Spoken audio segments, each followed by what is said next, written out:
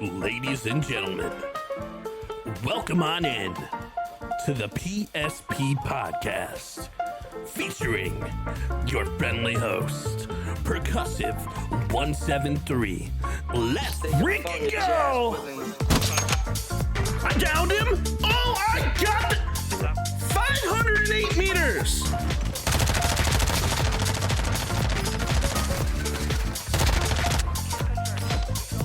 I'm pushing everything right now. Against the Lockman. Dude, this Lockman is so good! Oh my god, I'm disgusting!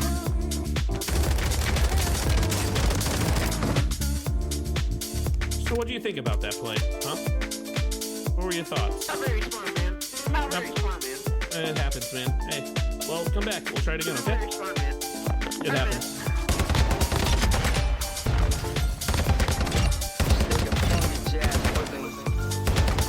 Shit. I guess I'm just gonna shit on him. He's dead. Did I just ace? I just ace. Let's go. Just take a funky jazz with him. Easy triple. Ladies and gentlemen, it is my pleasure to have you be a part of the PSP Podcast. And I'm your friendly host, Percussive 173, and let's have a freaking party. Ladies and gentlemen, welcome on in. My name is Percussive 173, and welcome back to a brand new episode of the PSP Podcast. And as you guys know, PSP stands for Perk Spreads Positivity, because as your host, we always like to have the best vibes and the best personality and the best, like, whatever we can give out in the most positive way. And the whole purpose of this podcast is to educate newer creators, aspiring creators like yourselves, to be able to take some of the pieces and parts from incredibly seasoned, well-minded streamers and maybe put some of their mindsets into your own. Today we're going to be diving into the tools of the trade with one of my favorite humans on the freaking planet. I've known her for a couple years now. I think we met back in DreamHack 23 in Atlanta. And she is a proud member of FrostyTools. We're going to be talking about tools of the trade. We're going to be talking about stuff for newer creators that you guys need to maybe make your streams even happen. So without further ado, I would love to welcome in Miss VIPeachy. How are you doing today? I'm doing great. How are you? Hello. I'm doing really well. Sorry about all those tech issues. As you know, like as streamers, we always have those in our back pocket, no matter what we do. Oh no, it's all good, dude. That's what it's part of the gig, you know. Tech issue city. For sure. Mm-hmm. Well, we're glad that we got out of that. So why don't we tell some of the people here, the new members of the podcast, a little bit about you, people who may not know who you are.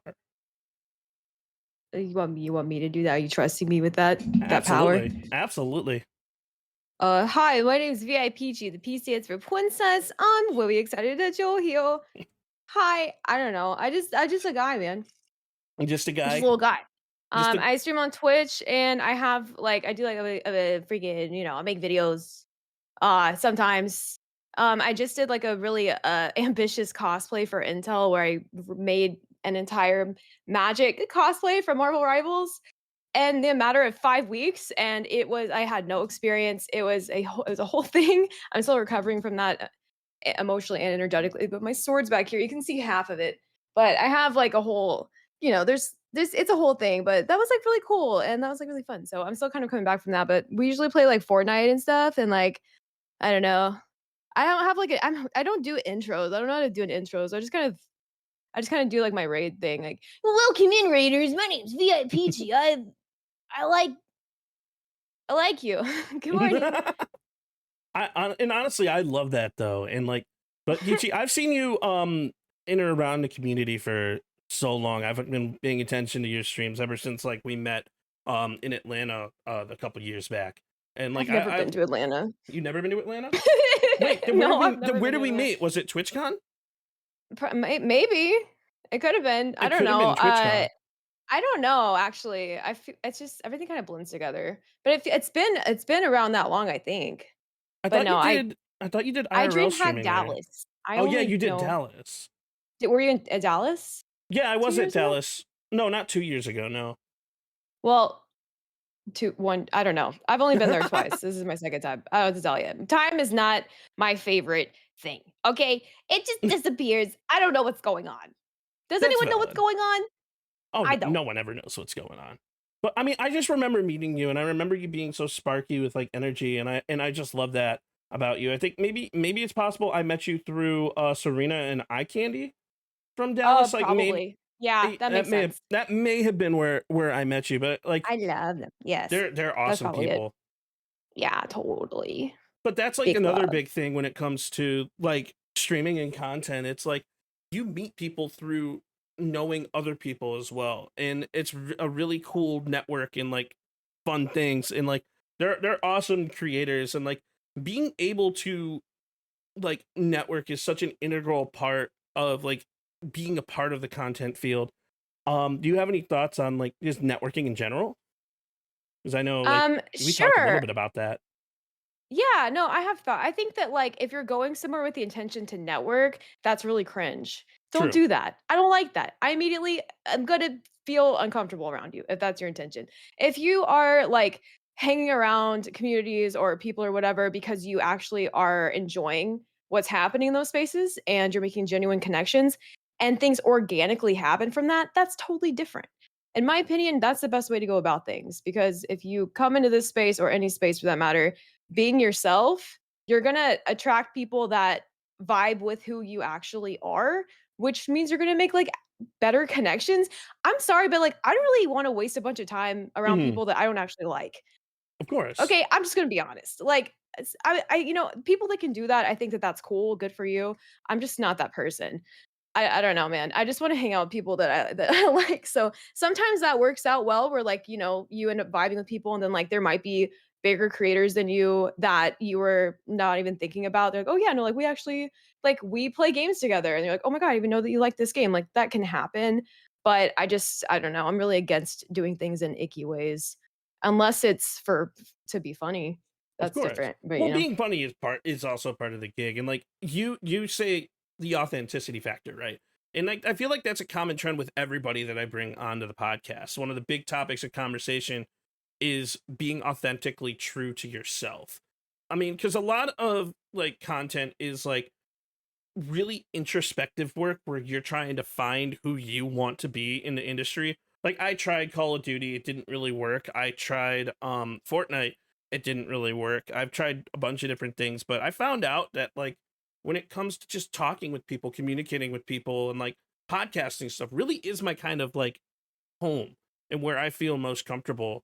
And like it's really finding about what is truly like authentic and true to yourself, and I think that's a huge part of the community, like a huge part of streaming in general. Yeah, Espe for sure. I mean, like, what, like what you have to ask yourself, why are you here? Are you here Exactly. because you want to pretend and put on a little business suit and then work for someone? No, we're here because we don't want to work for anyone. We're work for ourselves. And we want to play video games with our friends. And we want to be silly and have fun. So why are y'all Mhm. making it so serious? Like, chill out. You know, like you acting like you have like some kind of like obligations. The only obligation you have is to yourself to not, you know, disappoint yourself. So you know, that's just how it is, man. Like, just chill out. We're just here to have fun and be silly. Of course. Right? And if we're not, then I Absolutely. think I'm in the wrong place. I don't know. That's my thing. And if you get lucky and someone throws, like, some subs at you, that's cool. Love that, but, like, you know, you have to know, like, are you trying to do this for money? Because if that's the case, you're fucked, honestly. You're screwed. You can't. It's That's, so like, so difficult to dumb. do this for That's money. so dumb. Don't do that. But if you're doing it because you think it's fun and you have a passion for it and you like that's your creative outlet, like, for me, streaming is, like, a huge social outlet. I need a Mhm. full-time babysitter at all times. I'm not kidding. Like, my brain, I need handlers around me at all times. That's mostly the reason why that's a weird way to phrase that, but, like, that's kind of mostly the reason why I started streaming is because I was so intensely isolated in such a vulnerable place in my life. Like, having, like, a network of people that are, uh, that I have connections with, like, was so helpful to me, and I didn't care if, like, internet safety is like a whole thing, but like it's not like it was in the 90s. You know what I mean? Like my favorite people, my best friends, my partner, I've all met through streaming. Like, that's just how it is. So, I think it's because, like, with, like, how big the world can be, there's a lot more people that connect with things that you are gonna be interested in than you think, especially, like, if you're basing your, like, perimeter, your circumference, your radius, if you will. I didn't go to school, can you tell? Of, like, people that you're, like, casting a net around, like, from your where you're located physically, you're gonna think that you're a loser because there's no one here that understands how the internet works. Why can't I True. go down the street and tell people what the internet they don't understand? I'm in Texas. No one knows shit here. Right? That's just how it is. It's fine. It's fine. That's cool. Hey, good for you for touching grass. I wish I could touch grass. Can't do it. I'm allergic. All right. But if you go on the internet and you say dumb shit like that, someone's gonna laugh, like you just did. Of And then course. maybe we could talk more about that, be friends. You know what I'm saying? Like that's like you don't have to bully yourself into submission of just society submission. This is getting really serious. So submission to society when you can just go online and play RuneScape and not be shamed for it. It's great. I Actually. This whole my whole streaming career has just been a big ploy so that I can play RuneScape. That's and pretty much the whole thing. and that's awesome though, because like what it means is you're doing something that you like truly love.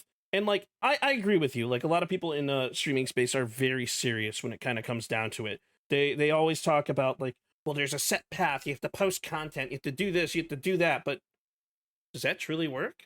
The You answer is can. no. I I mean, mean, you it depends can. on what your goals are. It's Like if all your goals are to specifically, I want to grow, I want to do this, then yes, posting in a certain way is going to work. It just is. Like my Instagram account was up to 120,000 at one point. I have a few videos with multiple millions of views on them. Like that method works. But the thing Mhm. is, you're going to end up miserable. Like you're not going to have fun with it. And if you're not having fun, the videos that you're making are going to suck because that comes off on camera.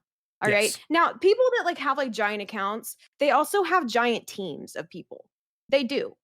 They just do. They have at least one other person that's helping them post stuff. When you are on your own making things, that is a recipe for burnout. If you're having fun, great, go for it. But the second that you start to not have fun with it, like it's going to show and it's going to start feeling like not fun anymore.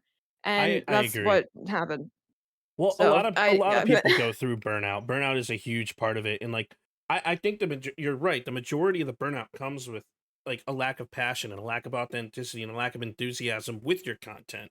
And like Well, once you get, it go doesn't ahead. start that way though. It ends up like that. Oh, Like you that end is up up. draining Yes, the passion that you do genuinely have, the excitement that you do genuinely have. You end up giving it, you're selling your personality.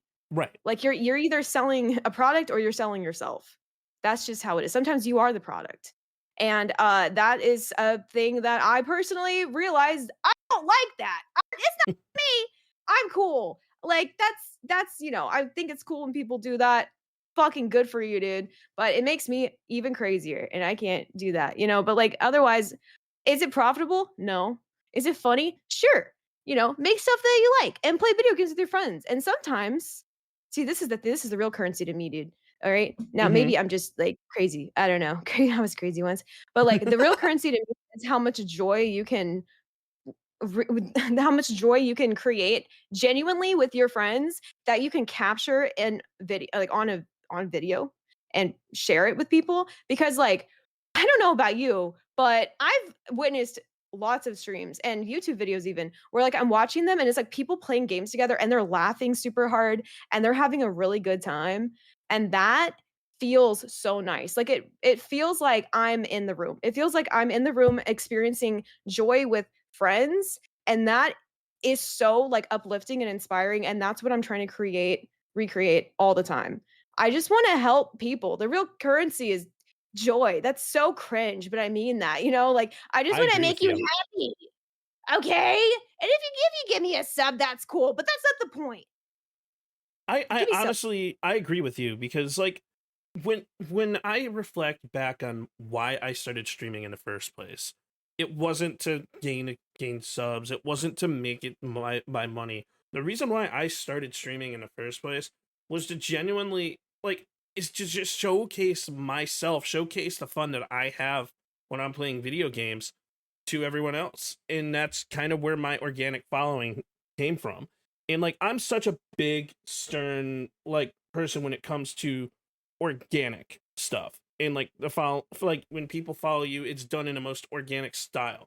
Like I don't ever want to see people going down that path of we're going to go buy followers, we're going to do a follow for follow, because that doesn't work.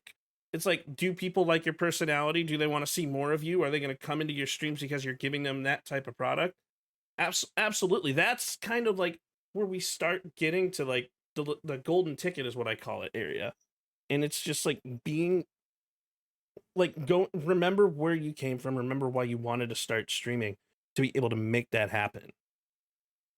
And Yeah, for sure. And like it's a lot of that is just, you know, I feel like it's more about, for me anyway, it's more about like the people I'm connecting with and talking to. And exactly. I don't know, I know I've mentioned RuneScape 7 times, but I feel like it's relevant because like I grew up playing RuneScape, and like if you're not familiar, RuneScape is mostly like there's no voice chat. It's all text chat. So Hmm. you're talking to people as fast as you can in a text chat. And like I got so used to reading text chat, and I think that that's why I don't know if this is like, I don't care if it's okay, all right? But I just started forming like emotional connections with usernames and people that I didn't know anything else about through RuneScape. And I feel like there's an the RuneScape to e-girl pipeline is like right there. Like I swear to God, this is the thing I want to study. There's so many girls I know on Twitch that played RuneScape at some point, and I just feel like there's a connection. But anyways, but like for me, like I really, to my own detriment, actually care about the people that I'm talking to, whether it's in chat or in a voice chat or whatever. Like I want to connect with people. I could talk to a wall. I could talk to anyone. People are interesting as hell. I want to know everything about, I want to know what you did today. I want to know about that date you went on. Why did you mess it up? What happened? Are you sure about that? Like like I think that that's human connection is really important. And Yes. like I've noticed that like over the years, like I honestly, I have a Discord channel or a Discord server. I didn't do anything. I didn't do goddamn anything. My mods came in, and the people that actually like really really fucked with me in the early days came in, and they started using it themselves and making really genuine like long form connections through my server. And there a lot of like there's people that are still there from when we started it, and there's like best friendships that have formed. And I think that that's fucking beautiful, man. Like that's the point. The point is making friends. After stream, we used to like every night we would like do like an after dark, like Discord after dark, which was really just like, I don't want to go yet because I just want to hang out until I fall asleep kind of thing. But I don't do that anymore because, but like still it was really fun. But like we used to just like stay up like and just like hang out in like big groups and like watch movies and stuff. And sometimes we still do that, and it's really fun. It's I forgot and what the question was, but I like people. well, currently we actually haven't got into any questions. We've just kind of been talking about like stuff in the beginning. It actually started with a little bit of a networking thing, but we're kind of talk about like why we even got into content creation, which I thought Mm, is really cool.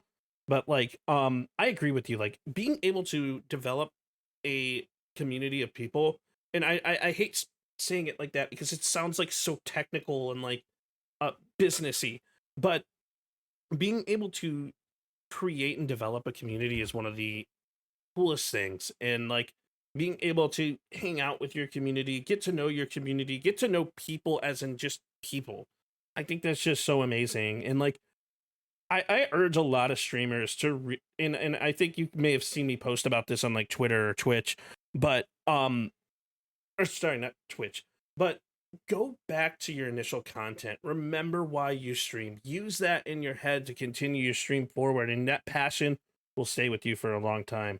Because like 95% of what we do as content creators is introspective work, like looking into ourselves and trying to help us be better. Because a happy self leads to a happy audience, which leads to like genuine connections and friendships. And I agree with you. I want to know like everything about my community. I want to know what they did. I want to know what they ate for dinner.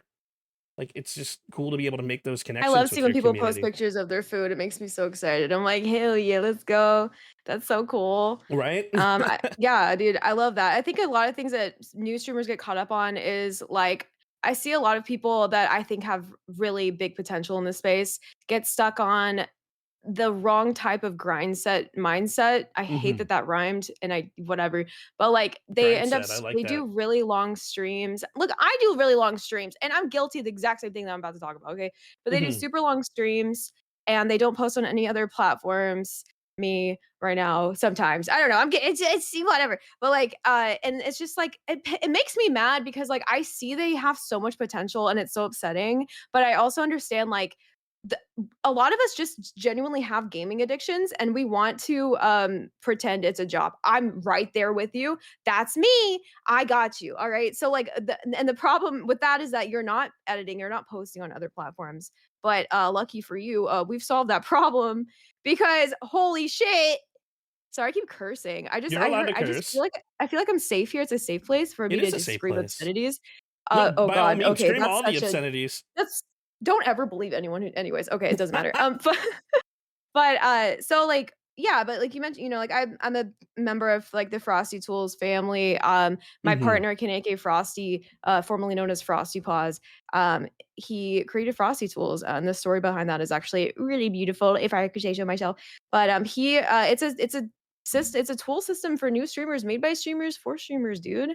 They have a chatbot that's really sick. You can talk to it. I really like the shout out command is really fun. And whenever you have an ad, it'll like tell people, hey, there's an ad, but like here's some trivia to keep you interested so you don't leave and click off the ad. Also, thanks for supporting the stream. But my favorite feature is the one he made when I was sharing with him my struggles as a content creator. My biggest one always has been editing. I hate video editing so much. I burned myself out on it so hard when I had a different YouTube channel like years ago. And I just, no matter what I do, I cannot sit and self edit. Like when you are sitting in a chair and you are editing yourself, it will make you hate yourself. It will make you drain any riz you had left will be gone. And then from then on out, anytime you're streaming, you're going to be thinking about how's this going to be in the edit. All right. That problem is solved. Okay. Kanege FrostyTools made something called the Highlight Hunter, which if you haven't heard of that is insane. I know I got to show it to you the other day, which was Yeah, really that fun. I'm it's really awesome for those of you I'm guys that have not genuinely seen it. obsessed with it. It's so cool. You can so basically what it does is I always say like FrostyTools is like your best chatter. Like it's your biggest fan. It's the person that you wish you had it on your in your chat at all times. But the Highlight Hunter will take your VOD and scrub it for you, which any video editor will tell you that is the worst part of video editing is scrubbing it. Like getting rid of all the fluff and just looking for the key points that are good. Okay. It doesn't now you're like, oh these other no, this is a totally different thing. Like this is a totally different thing. It doesn't just go off of when you laughed. It doesn't just go off of like heightened points in chat or whatever, like other boring lame bots made by corporations do. Anyways, whatever. I'm just being honest with you. That's how I feel about it. But it's just I don't actually know super how it works, but it will just genuinely pull out clips from your streams for you that are good, which makes it so much more digestible for you to like. So when you run like a highlight hunter, like I actually ran one for my I had a 12-hour stream the other day when I didn't launch it. I had nothing to do with Riftopia. But Riftopia launched, which is an awesome game. Riftopia, it's freaking sick. It's in a playtest right now, which just got extended until the 7th. And they just reopened the playtest captains applications, side note. But anyways, it's a super fun new game. And the playtest launched, and I did a 12-hour stream for it. And I ran that stream through the highlight hunter, the 12-hour stream. It pulled out 30 plus minutes of just clips and content from that. And it sets it up in a way where like every single clip has a title attached to it. You can exclude stuff that you don't want it as a part of like your if you don't like it. Most of it, it's like 90% hits every time. You can Yes. also now he's incorporated a new feature where you can kind of steer it. Where if you're making a video and you really only care about like your kills that you get, like you do FPS or whatever, you can tell it that and it'll like look for that basically. But there's a few options for that now. But I'm just all over the place. So I just like to do the general one. But it'll and then you can either download all those files in a zip file with titles and timestamps to your Twitch VOD and everything, or you can just export the montage itself as its own pre-made YouTube video essentially. Like it's actually really helpful, especially when you're busy. Everyone's busy. There are so many people that have so much potential in this space that I see that are just busy and they just want to play games for 12 hours and they don't want to sit there and edit their VODs, whatever. But like it's stopping them from posting on other platforms. But this makes it so much better. And like when you're sitting there and you're watching your own content already basically edited for you, it makes you not, and it doesn't suck. It makes your brain not want to stop streaming as bad. You know what I'm saying? It's good. It's good stuff. I And there's wanna also a button I where like wanna you can click actually it pull and it this takes up you to real your quick. VOD. I want to pull It's this really up real fun. quick. Let's see if I can. I'm gonna switch to this for a moment and hide all my notes. And then I'm gonna do this, and then I'm gonna do this. So you're here too. Hi, everyone. Say hi. Peachy's here. Hi, Peachy's here. So Hello. let me try to open up Chrome in a good way. And let me go to FrostyTools because, like, so FrostyTools. I agree. It's absolutely awesome, and like I'm gonna be doing a lot more with what I have, and I have it set up in my stream. It's great. So There's we'll go. Riptopia. Yeah, Riftopia. But we'll go into the highlight hunter because I actually have done. It said VOD's too short. So I actually have a couple streams from some of my past podcasts that I've been kind of working on specific edits because, like, so what it'll do, kind of like what she was saying, is it'll give me timestamps from inside of the actual stream itself, which I think is really awesome. It's so cool, dude. I'm obsessed with it, man. So, like, for example, here's a clip of me.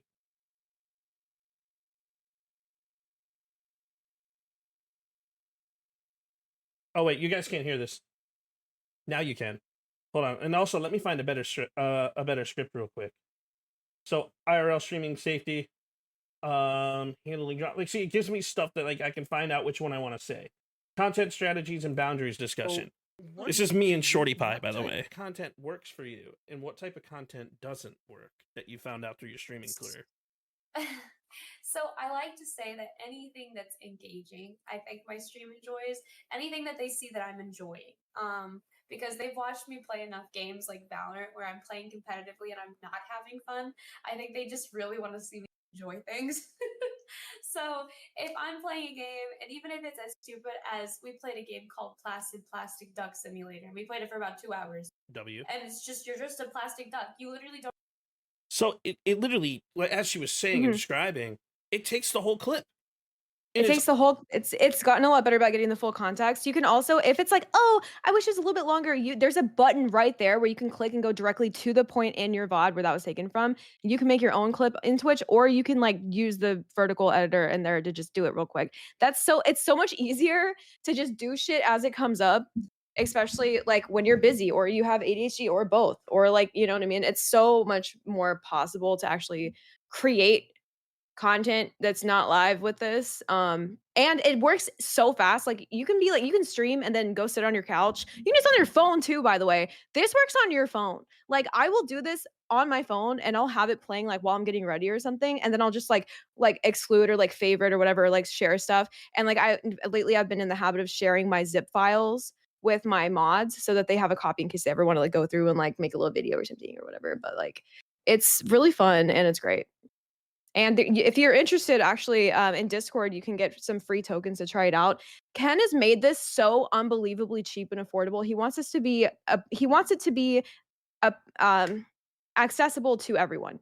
Like this is made for people that are of like the smaller size. I'm sure bigger creators could use it too, but it's really made with like people in mind that are in our communities. You know what I mean? Like us.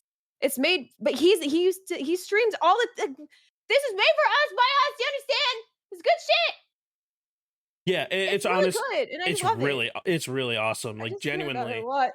And I know TikTok. I'm so sorry. You won't be able to see this. You'll have to go to one of my other platforms to be able to see kind of what we're talking about because nested scene issue. But there's a lot of stuff that you can do like with this tool, like as we were talking about before. So if we go back to like the dashboard itself, right? The smart chatbot. This should be set up in my chat for people to be able to like communicate with it. I believe so. I also could be wrong. Like I have a shout out command that I already set up. So let's say if I get raided by someone, right? If someone raids me, you don't have it. So what? You don't have it in your chat. I don't. I should have it in my chat. You don't. Wait. You don't have it modded or you don't have it permission. It's not in there. I swear I gave it permissions because when someone raids me, it shouts them out automatically with FrostyTools. Oh. Well, okay. So when like I add it, it's not there. I may not have that part set up because I think I have to upgrade. Well, it should be in your thing though. Oh, it's okay. I see. No, you're right. I'm sorry. Yeah, I haven't upgraded yet. I'm gonna be doing that on the 4th once I actually get paid. But I But do it's have it. super cheap. It's not like these other corporate like websites that like want you to like spend all like he makes it so cheap that it's upsetting. Honestly, like the amount of stuff that goes into this, he funded. I shouldn't even say this, but I don't care. Okay, he paid for all of FrostyTools out of his own pocket for months. He spent so much money so that everyone could use it for free for so long, like, and he's still making it as cheap as humanly possible to run this. Like the Highlight Hunter, it costs money to run it initially, and he's made it like so affordable to where like the profit margins are minuscule. He wants you to use it. Okay, we want you to use it. It's good shit. It's good for you. We want you to do your best and make your best content. And if your biggest hurdle is actually doing the thing, stop it. And Get I some will help. genuinely say, like, one of my biggest hurdles in the content space is being able to find the time to edit, because I work a full-time job. And I work a full-time job. On top of that, I work a secondary job. Like, if I showed you guys my schedule, you guys would literally be asking me, like, wait, when do you have time to eat? When do you have time to sleep? And which is kind of ironic and funny because I just started this thing with TCAP where we literally had a discussion on we have to make time to sleep, we have to make time to eat, we have to make time to do all of this stuff.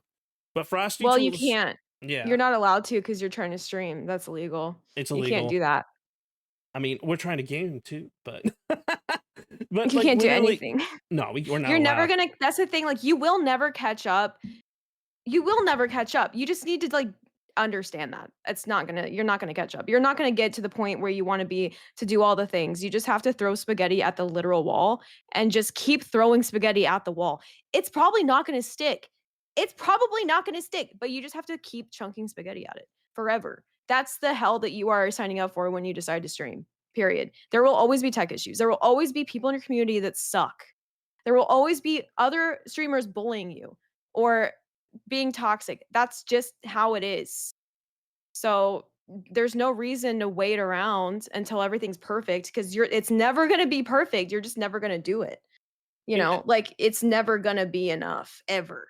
That's and also kind of the point though too. Like you should true. always be looking for ways to improve, but like, you know, I think giving up is part of the gig and it sucks, but that's, you have to give up in the right ways. And sometimes when you're like, "You know what? I give up." Then a little voice in your head's like, "I don't want to give up. Forget that. I'm going to do all this stuff instead. I don't even care what they have to say." And it's kind of like sometimes that's all you need. That's like the kick in the pants you need, dude. And one Know of what I the mean? things I wish I knew when I started streaming was how difficult content creation and streaming is. It's genuinely like if you're going to make that decision to go live and like with the go live button, it's going to be one of the more difficult um situations that you're going to come across because you have to I keep preaching 95% of streaming is introspective. You have to look to yourself to see what you're able to do, how you're able to do that, make specific sacrifices, as well as try and have that mental wherewithal to be creative and entertaining and keep people around.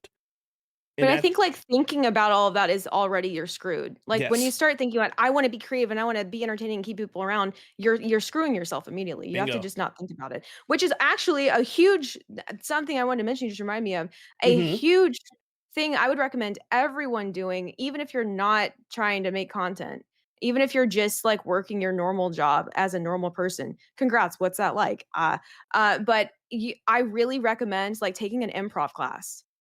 I don't care if you don't think you're funny. It's not the point. Like improv is so cool. When I took improv, I was shocked at how many people like I started the class with that genuinely were just like the most normal like people you would ever imagine. Like there were grandmothers in there were like businessmen that were super serious. And by the end of the class, like they all were able to do improv. And that alone, it's so I used to call it like streamer training because it's so helpful, and it also helps you understand that, like, you can do it if you would just, like, stop trying to overthink things. Because a big part of improv is, like, you can't think about stuff. If you start thinking about stuff, you're gonna, like, eat yourself alive, honestly, but, like, that can be translated to business and other things too, but, like, in this space especially, I highly recommend people taking improv classes. There are always improv classes somewhere and, get a buddy to do it with you. Or like my improv plays had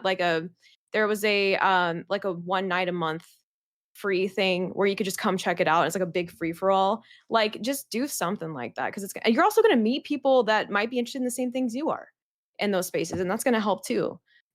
But like if you sit down and you're like, okay, I'm deciding I'm going to be funny. Let's make a plan on how I'm going to be funny. Like that's not going to work.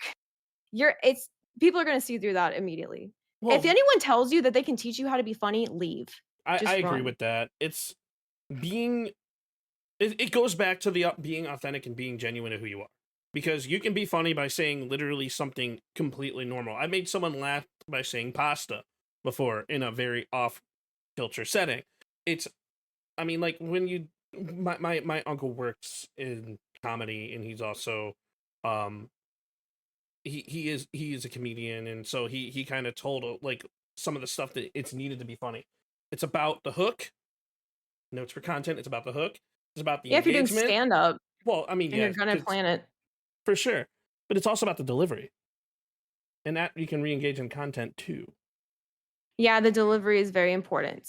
Mm-hmm. You can see if you ever watch RuPaul's Drag Race, you see a lot of this mess up with it's really, I love RuPaul's Drag Race was so inspiring to me to start everything. Actually, that's the fucking thesis right there. If these old ugly men can look like that, if these old ugly men can tape themselves together and shove their pee in their butt cheeks, all right, I can do that. I can do that. What the hell? What's your excuse?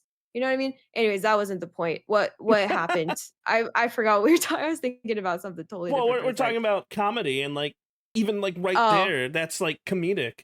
It's like the delivery, like what you're saying, like where the things. It's like how out of pocket is it? Like, and it doesn't have to necessarily be out of pocket, but it's like we're talking about goofiness, comedic, and like energetic and entertaining. It's literally just about being who you are. Just getting out of your own way and chilling out about it. It's like never that serious. I think that's also something that's nice about like being a little bit older. Like, oh my God, I am 31. Sorry to tell you. But like, I actually think that that's fucking sick because I don't know. When you're in your 20s, like you care about a lot of stuff that sucks. It is stupid. I just stopped caring about what people think about me. When you're 30, you're like, nothing that everyone sucks. Period. It's fine. I suck too. And I'm cool with that. I've recently decided to accept the fact that maybe I'm a hater, and that's okay. I'm cool with it. There's sometimes things, it's a protective mechanism. I think sometimes things need to be criticized a little bit. That's fine. You know what I mean? Like that's whatever. But you just be yourself and whatever. And if you're a little silly, then be a little silly. Like whatever. If you're like everything that like I feel like I've been hated for growing up, I've been celebrated for on the internet. But that's genuinely what people love, though. It's like, but like, people on the internet, they look for that goofiness. They look for that entertainment value. And that's one of the biggest things that we as streamers strive to give. And like, honestly, my advice for new creators is be yourself. Be yourself. Think about what you want to do with it.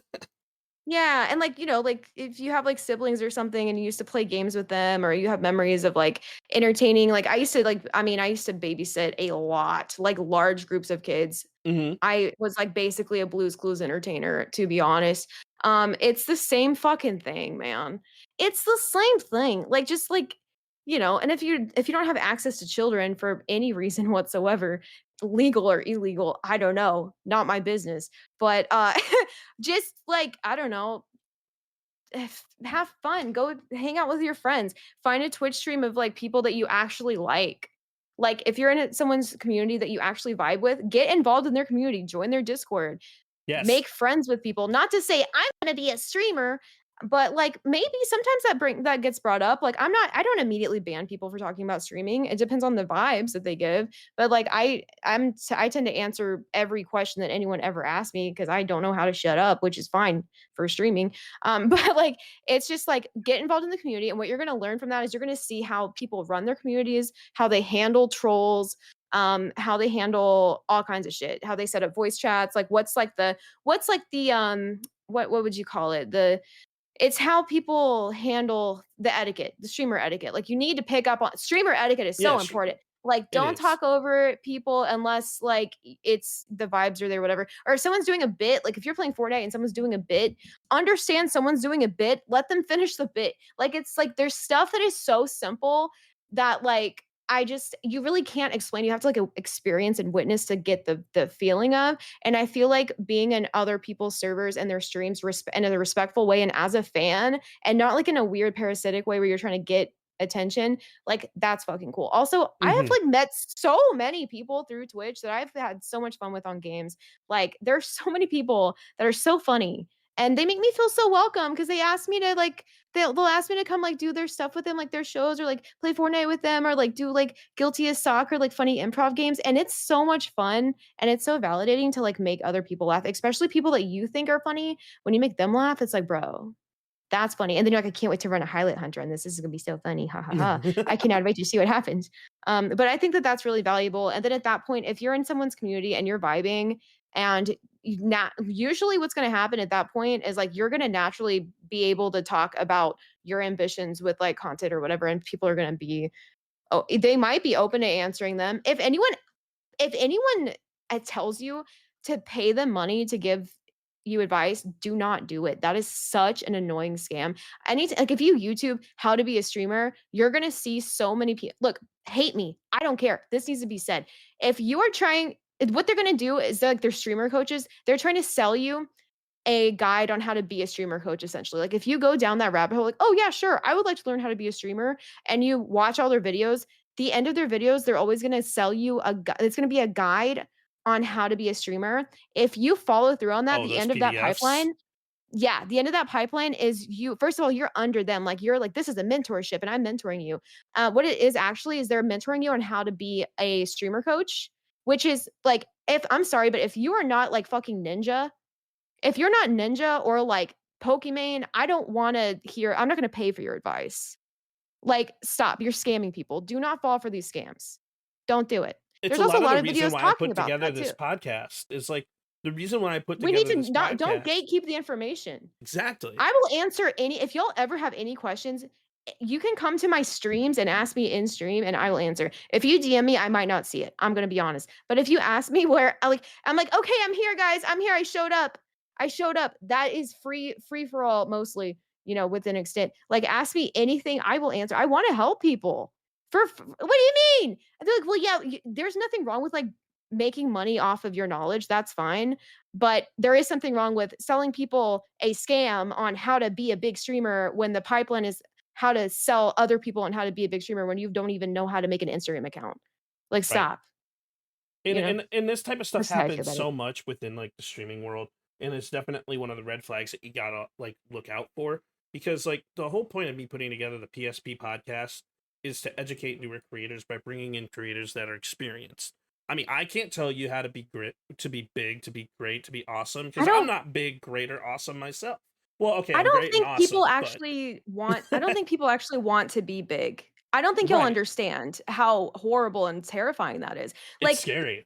Let's take our favorite example with peace and love and respect.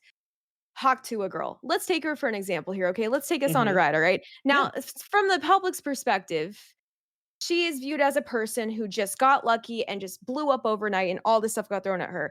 That's not really what happened. Yeah, she made a video she was in a video and she blew up and got a lot of attention. But she also was thrown into a lot of chaos and chaos that she wasn't ready for. She hated streaming. She hates all things content creation. What makes you think like it's not just having a bazillion eyes on you is a fucking nightmare overnight, because you need to grow slowly. You need to grow slowly if that's what you want to do long term. You need to, because you're going to learn so much that you're going to learn how to like manage a community. You're going to learn how to conduct yourself on the internet, how to not throw crypto schemes and scam people out of millions of dollars. You're going to learn how to not fall on your face. You need that time to do that. If you blow up overnight and all of a sudden you have like 2,000 CCV or whatever, who are those people? You don't know. That is crazy. Like when I go live on Instagram, I'll have like 400 plus people in there. I don't know who they are. So call me crazy. I don't like it. So I don't do it. It like freaks me out. I would much rather come on Twitch where like I have like this like I feel like my community is like it's like a breathing thing where like it grows slowly over time, it shrinks and grows and grows. But it's I know who the fuck is there. Okay. If there's new people there, great. That's cool. But like it's a nice I feel like at least for me, maybe it's because I'm a Taurus. I don't know. But like that's how I like to vibe. That's like I'm here because I like streaming because it feels good for me. All right. If I all of a sudden there was like 4 billion people, you've never been in the industry before, you've got DMs and like emails from like people pretending to be managers, like promising all these promotions and stuff. They're wanting to take you on like these like trips and stuff. That's too much. You're going to make a mistake. And it's not because you're a bad person. It's because things are exploding and you don't know how to handle it. Now, I don't know about the crypto thing. That's all I'm talking about. I'm just saying in general, everyone thinks they want to blow up overnight. You don't. Like that's agree when with that. I don't understand. I'm not sure, but I assume that someone who has a giant platform like Pokimane, for example, I don't understand how she might be able to have like a close-knit community. Like, I don't know if I had that much attention, if I'd be able to just hang out in Discord. Because sometimes not to flex, I feel like this is amazing. But sometimes when I go in Discord just to hang out, I'll have like 20 people in my VC, and it is so cool. I love it. I don't even know, like, I don't know how that happens. It's just a good vibe, and everyone's on the same page. There's no like random, like, oh, do we have to worry about this guy? Usually, it's like everyone is aware already of what's going on, and like not to turn your camera on with your pants down. You know what I'm saying? Like, that's not a thing that we do. Don't do that. You know, we don't even have to say it. Like, people just get it. They naturally understand the vibe of that. And if you all of a sudden have 6,000 people come in and you don't even know how to log into a Twitch account on an IRL thing, then you're not good. What are you doing? It's also disrespectful to people that have been like grinding for so long to get somewhere for you to just be like, no, I don't want to. It's like stupid, you know. like, and that's how those tragedies like that happen. I feel bad for her, honestly. I was rooting for you. I was rooting for you, girl. But yeah, it's so trust me. Like you think you want that, but you don't. I was rooting for her as well, and honestly, like I'm a firm believer that you learn from your failures, and like and people forget that it's like when you fail, it's the best way to take a step back, look to see why it happened, why it failed, what's going on. Because, like, for example, I'm working on a new YouTube channel that you guys probably don't know yet, and I'm not going to promote it. But you just did. You might as well talk about it. No, it's literally for the podcast. It's like for the short. And like I posted a video with my friend Meg, who I had a couple episodes back, and the video got 2 views on YouTube, but it got 10,000 views on TikTok. So I'm trying to figure out, okay, was it a timing? Is it like, why am I getting 2 views there, but I'm getting 10,000 views on another platform, and I'm getting 150,000 views on Snapchat Spotlight? Although Snapchat Spotlight loves me for some reason, I don't understand why. But by all means, you will never understand why. No, I'll never understand why. But apparently, everybody likes to watch my content on Snapchat Spotlight, and I've had more people come to my stream on TikTok, green, purple, and red from Snapchat Spotlight than I have here. And like you make a huge point though, Peachy. Like you don't want to be big. Let's be real. It's so difficult to like be able to walk outside and have people recognize who you are. It's like you don't have any privacy when you're in that space, when you have that amount of stuff going on. People will rip you apart because unfortunately, like there's a lot of drama that happens like within the streaming space as you grow, and that's why you have to have super thick skin to be a content creator. And what I wish when I first started streaming that I knew is that you got to ask yourself what you want out of the streaming space, and like what are you trying to do, what do you want from it. And that's why I go back to like why I started streaming, which is I wanted to start streaming just to make 1 or 2 people smile a day. And if I can do that, I don't care if I have 0 people in my chat or 300 people in my chat. It's about doing that. It's about, and if more people have that, cool. I don't do it for the subs. I don't do it for the money. If I did, I wouldn't have a full-time job, and that's also not in my game plan either. But when we talk about streaming and authenticity and stuff like that, it's such a big thing. It's like remembering the basics, remembering the foundations, and like it's huge. And like, so let's go back a little bit. We're going to kind of redo a couple things here, but like I want to talk about some of the tools that you had when you first started streaming. So when you first started streaming, do you want to talk a little bit about that? Do you want to talk about what you had and what you learned and how you went to grow? Sure. So when I first started streaming, I was in a situation that was very toxic and hard, and I kept it very, very private. I also uh yeah, it was so like lifestyle wise, I was very restricted. Like ultimately, also I was 100 pounds heavier than I am now, which is well, not now, but like yeah, I lost 100 pounds and whatever. So I was like heavier, but like it was a whole thing. I so for equipment wise and like stuff wise, I basically like when I first started streaming, I had like one friend and I just like begged them to show up to chat. I'm like, can you please just like talk to me because if I have one person in chat, I know I'm going to be fine because I knew that at the end of the day, like, yeah, you're live, but you are this is basically a radio show. Like you are constantly live. People are constantly listening to tuning out. Like people are coming in and out. It's a revolving door. Even if no one's coming, if you have 0 viewers, period, the whole time, that VOD is staying up somewhere. Like Hmm. someone might see it. So be good, like do your best Like ultimately. my Um, podcast. On that note, that's a huge point. Like my podcast gets more views after the stream is over than it does in the middle of the live stream. So your VODs do yeah, stay up, and those views will come. So, yes, you'd be surprised how many people you like watch VODs. Like that's a very common thing. So like yeah, that's totally true. Also, my biggest like besides like asking my one friend RAP sad face to like help me out and like be in the chat with me, which was super helpful. The other thing I did was I had a pencil and paper and like throughout the week like cuz I at this point I was like okay, I'm going to I know I can at least stream a little bit every Friday. And that's the one thing I've kept so consistent this whole time. I don't know how the fuck nothing else is super consistent, but that is. I know that so I'm gonna pick out a couple things that I think that are something that I could start talking to myself about for like run on sentences, however long it takes until I run out of things to say. I'm gonna keep notes on like this random encounters I had like at the drive-through. Like I'll just put a note down like sight reading, like if acting experience, whatever. It's like the same thing. So I just would have a notebook and there'd be like a couple key points. You don't want to write out a whole paragraph you need to read. You want to be able to look down and briefly see Cybertruck and be like, I fucking hate Cybertrucks. Have you ever seen a Cybertruck before? They're disgusting. Why are they shaped? What does I deal with this? Like that's what you want. You want keywords.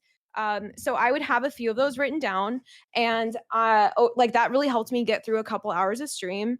And then like at the time, I think I was playing like Animal Crossing, and stuff like that. Just like games I knew that I always wanted to stream and like I was interested in. And then through there, I kind of like met like some streamer friends, which was really fun. And then so like slowly over time, like I started needing that notebook less and less, where it's like I might only see like the top one or two things and like that was enough for me to go off of. And then at that point I had like two people in chat sometimes and like that was enough for me to like I can see something they say and I can see anything you give me any word I can go on a rant about it. Like same. that's just part of the gig. And then it's at a certain point I got addicted to VC.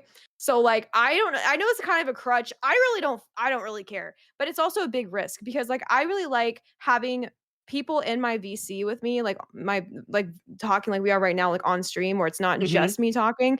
It's just really fun. I know it's not the best thing, but I love my friends. And like when you find someone that you really vibe with, that you're really funny with, it is just like magic. And it's also Yes. impossible to find content creators that you vibe with that have that can like that like best friend connection that you see people like Markiplier and like Jacksepticeye have and stuff like that is so fire, but like it's so hard to find, so I'm just constantly thirsty for that. It has led to me making a lot of very big mistakes. Like I have brought in a lot of people into my community and given them a platform for them to like ultimately explode and embarrass me in the worst possible ways possible. Explode not like in popularity but just Like they're anger not and around anymore. aggression. But that's happened that's happened a lot of times.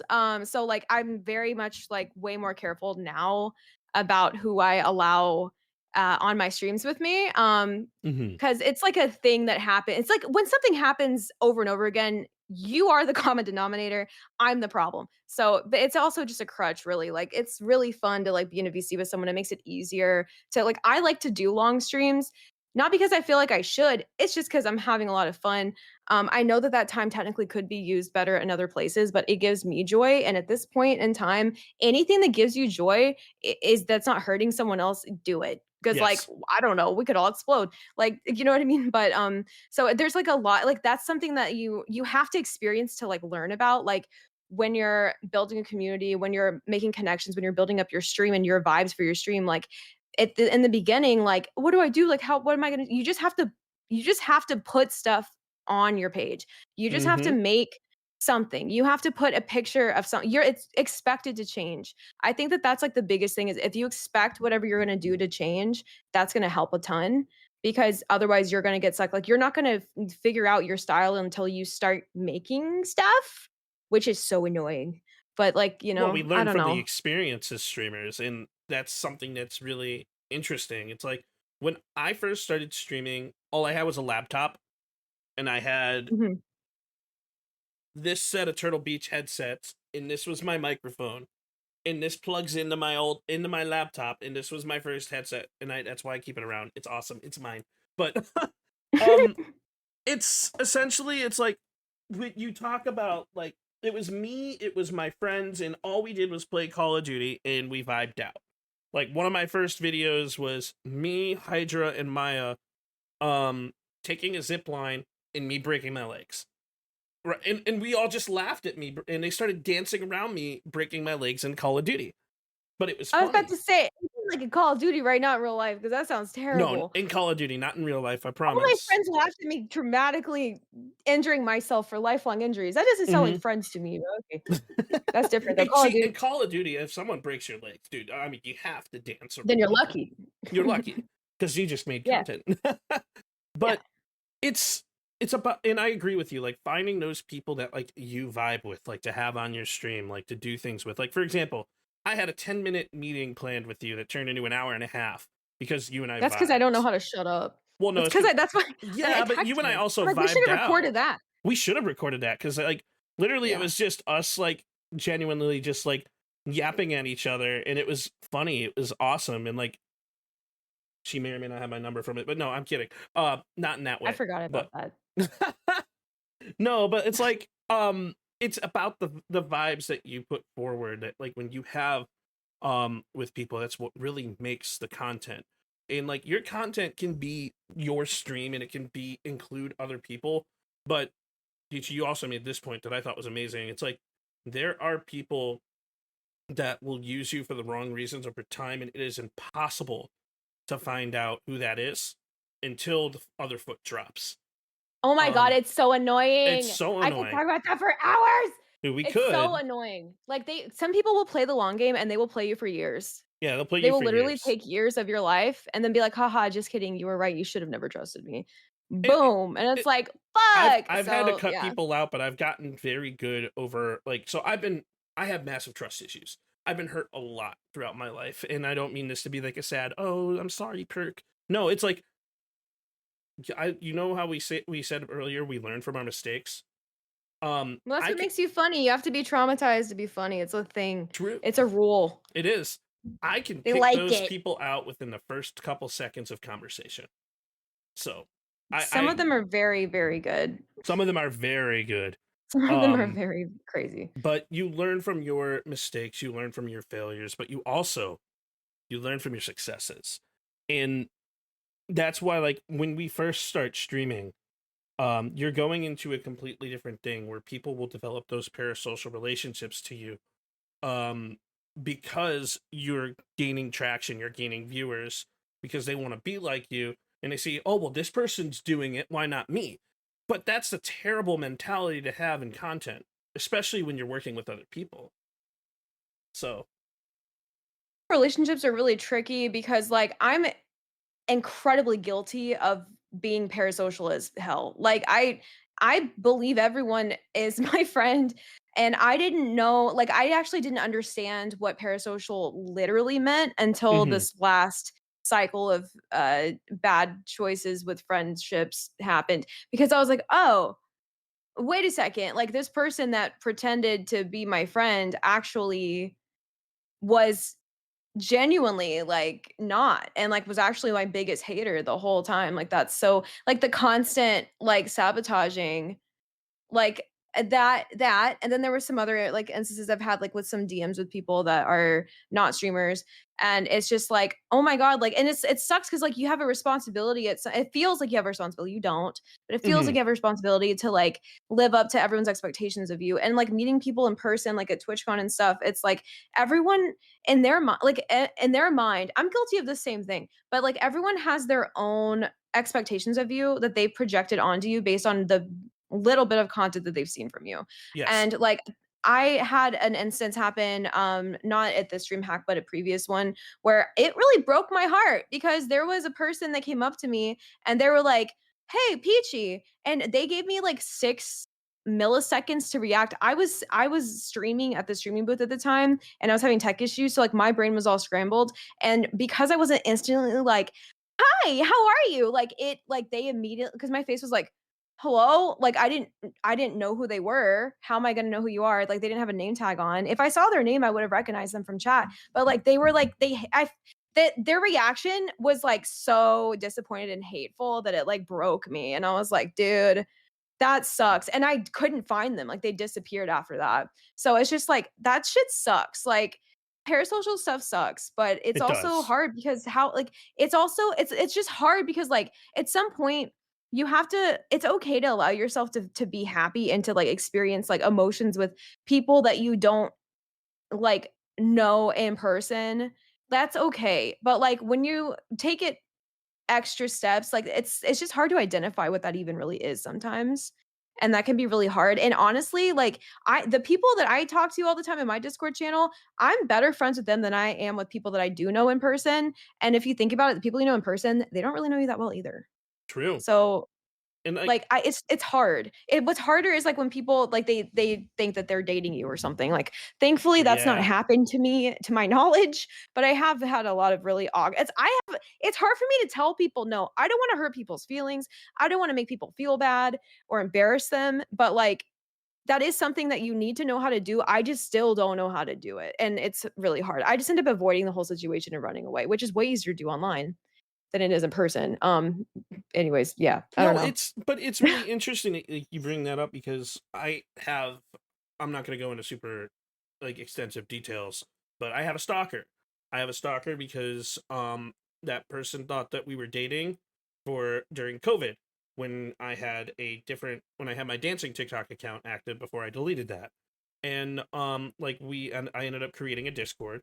We ended up having a community, and she thought that I was dating, and because she got extremely mad at me because I decided to take away a Discord role, because she started freaking out. And now that person has been stalking me since 2021, and they still call me on Google Voice numbers from time to time.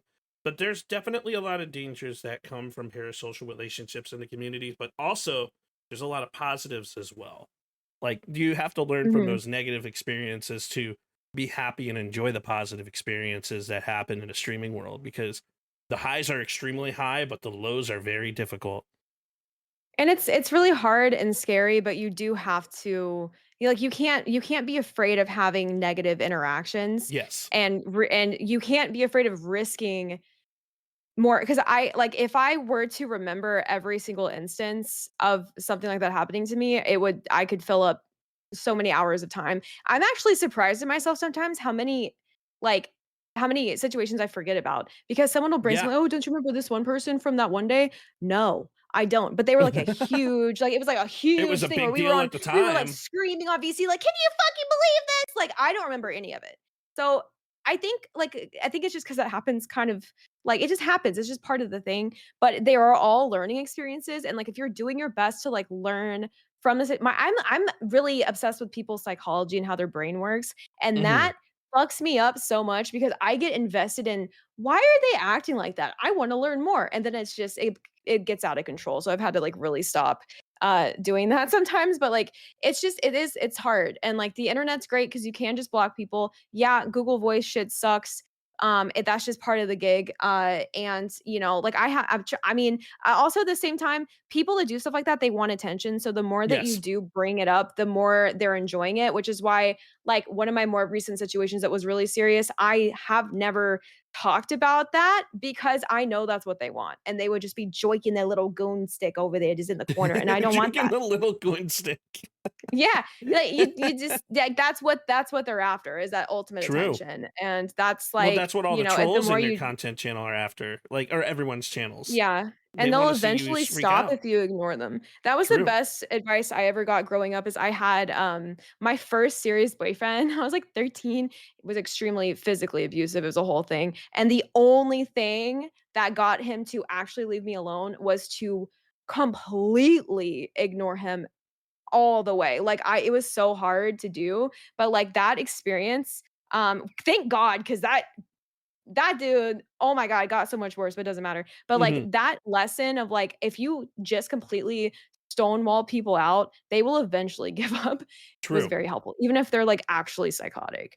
So But also that's really sad because like don't stonewall me out because like I actually like really want to like I want to like what don't block me. I'm sorry. Did I do something? Like you talk can to me, you you can know. block me. It's Don't okay. which But at the same time, and on that note, if I may, like mhm, I just think it's messed up. There's so many communities on Twitch, and like, look, run your community however you want. That's your right on the platform. yes, That's part of the thing, which is great. I just think it's like I just think it sucks when you're in a friend group of Twitch streamers and all of a sudden no one's talking to you anymore, you don't know why, no one tells you, and then eventually you find out you've been blocked in all their channels and you're like, why? And it's like, oh, you posted a picture with a content creator we don't like, so you're a toxic person and we're not your friend anymore. First of all, toxic by relativity does what? not exist in the streaming space, and that's something. I mean, like, we could talk about like that type of thing in for years, but I like just think that that's insane behavior. That's it cultish. is. Is like, if you have a problem with something that I did, first of all, just talk to me about it. I might agree with you. Maybe, hey, you know what? That was weird. I do a lot of weird stuff. I say a lot of weird things. I do. All right. I'm surprised none of that's been the issue. None of that stuff was the issue. Is that I posted a picture with someone that you don't like. So you've rallied your group of people around that I thought were my friends too to completely like block me from everything. Okay, well that's just it's sad and that hurts feelings and you're going to have to have a grieving process for those friendships. But at the same time, those people suck. Well, And it's like also that's realization that it's hurtful. people that you don't need in your life either. Exactly. But like at Hmm. least give people the chance to discuss things. And also, aren't you like a little bit afraid of your friend group? Like, oh my God, I saw what they did to Brenda over there. Like, if I say the wrong thing, they're gonna like kick me out. Like, that's weird. And we're not in high school. At least I'm not. I'm a So grown ass man. I want to So switch gears to talk more about streaming tools and software and stuff like that. As much as okay. I love talking about parasocial relationships Sorry, and I'm stuff like talking that, shit again. no, it's You got okay. me talking shit. You're allowed to talk shit. It's okay. No, It's no, just a no, safe no. place. But No, it's not. so Nowhere safe. so for your streams, what bots or overlays do you think elevated your streams the most? Like, do you use Stream Elements? You use OBS? Like, I know you talked a little bit about FrostyTools. Like, for someone beginning, what should they look into? So, okay, OBS, you have to use OBS. Don't use Streamlabs OBS. It sucks. And even if you try it anyway, it's gonna suck. Meld is honestly, if you're starting out fresh, maybe Meld. I'm not sure. I I tried would Meld a recommend little Meld. bit, but huh? You wouldn't? I would definitely recommend Meld. I think that 100% if you're a recommend Meld. brand new streamer and you don't know how any of the OBS stuff works, then I think that Meld would be a good thing to look into. I plan on revisiting it in the future, but I didn't give it a solid enough chance to give it a full review. But I would be honest with you if I had other opinions on it. But I do use OBS. I think OBS is really standard. It's everything that you need. I mean, whatever. Is it confusing? Yeah. But once you set up everything, then you're good. Once you have it, you're good. And that knowledge sticks. And a lot of it's transferable to other things as well. Yes. You can also use it to record. One of my favorite things about OBS that a lot of people don't know is that you can use the virtual camera and you can set it to be a virtual camera for any of your scenes. So you can be streaming with your normal gaming thing, but then you might be sharing just your camera to Discord or something for That's what like I'm doing other right people now. to use. Exactly. And I think that Uh-huh. that's so sick. So like there's like a lot Mhm. of stuff you can do. There's also a million tutorials on OBS stuff. But ultimately whatever works for you is best, but I would not use slobs. Just, Meld or OBS probably. Besides that though, because that's like to me that's software. That's not like a streamer bot kind of thing. Right. So for bots, obviously FrostyTools is the best, period. It's fantastic. I love it. But I also do use multiple things. And part of the reason for that is because like over time, sometimes like because I kind of use a little bit of everything and that can get really confusing. Like I have a sound alerts account, I have stream elements for some I like the chat commands and stream elements. Sometimes things don't work properly, so it's nice to have another thing to back up on, which is why I do want to have Meld and OBS going on my computer, honestly, so that if like OBS is not working, then I can switch over. Like I want to be able to do that. So that's, it's good to have options. But like right now I have sound alerts I like because I have all of my mods that I trust. I don't have a lot of mods, but I have a couple of my mods set up on there where they can go in and make sound alerts for me, which is really helpful because sometimes when I'm streaming, I'll be like, Spinny, that's really funny. Can you add that? And then they'll like go in and find it and do it, which is sick. So like that's really nice. I'm sure other things do that too, but I've used like pretty much everything. I think that like really what works for you is what matters. The only thing I actually have a really strong opinion about is I don't like certain chatbots that use AI voice text things Yes. that are taking other people's likenesses without their permission. For example, actors. And like I don't, like Betty, you're making Betty White talk about like crazy shit that she wouldn't say, which she says like, but you know what I mean? It's like these people are not consenting to that, and that makes me uncomfortable. There are ways where you can make AI voices of yourself, and like you're consenting to that. That's fine. If you have people that are consenting you to use their voices to do it, go for it. Like whatever. Like I know Morgpie has like a First of all, there's like so before FrostyTools was a thing, Ken made an AI chatbot for me, and it was a 3D portrait of me that would come up and talk to you in my voice. And we called her Viper. And now that's what all these big streamers are doing with their own thing. But that's fine. It doesn't matter. It doesn't matter. It doesn't matter. The point is that I use my voice for that. I consent to that. And I can tell you, hearing my voice talk to me, saying things I didn't say is so freaky. Yes. So like consent is a big thing for me. So that's why I don't like when chatbots use other people's voice. Is it funny? Of course, it's hilarious. But that's my thing. But other than that, like I don't know. I use like I don't know. I'm really really judgmental of corporations. I just am. I get the ick really easily when I talk to like people at conventions and stuff. But like FrostyTools is the best, and that's just the truth. It's made by great person with genuine pure intentions. And like anytime that there's like an idea or like a tweak or like, oh, I wish it would do this instead. Like if you say something in the Discord or like if I just tell him, he usually just like does it. And it's like kind of feels like a personalized thing to me sometimes. So maybe that's why I like it so much. I don't know. But it's really fun and the community is really fun too. It's actually like really wild how much the community's grown from that, which is really it's a nice feeling. But yeah, like when Viper was like my AI bot was like taking off, people kept asking me over and over again, like, how can they get one? And that's how I was able to convince Ken to finally make FrostyTools a thing that's public that everyone can use because people were asking for it. So I was like, dude, at the time he was living in Florida and I'm in Texas, we were long distance. And I was like, dude, if you do that, then you can move here. Like we can be together. Just make this a thing. People keep asking for it. They're offering to pay for it. Like let them. And then he did. And then that's all a thing. And then we were talking about like the Highlight Hunter idea on the drive back from Florida to Texas. And then it finally became a thing. It was like really cool. So that's a little tidbit about that. So But yeah, that's pretty much all I use mostly, I think. so for my stuff, when I talk about tech and tools and stuff, like let's talk about OBS for a minute. I'm gonna pull it over here so like everybody can kind of see it.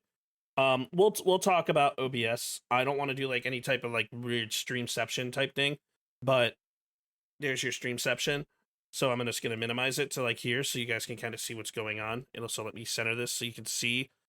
So OBS is one of those things that it takes a lot of practice to be able to learn certain things. Like for example, I have a million different audio things, and I actually was dealing with a technical issue when we first started stream. Then the technical issue was actually because there was a failed plugin on my streaming PC over here So that's in short what happened.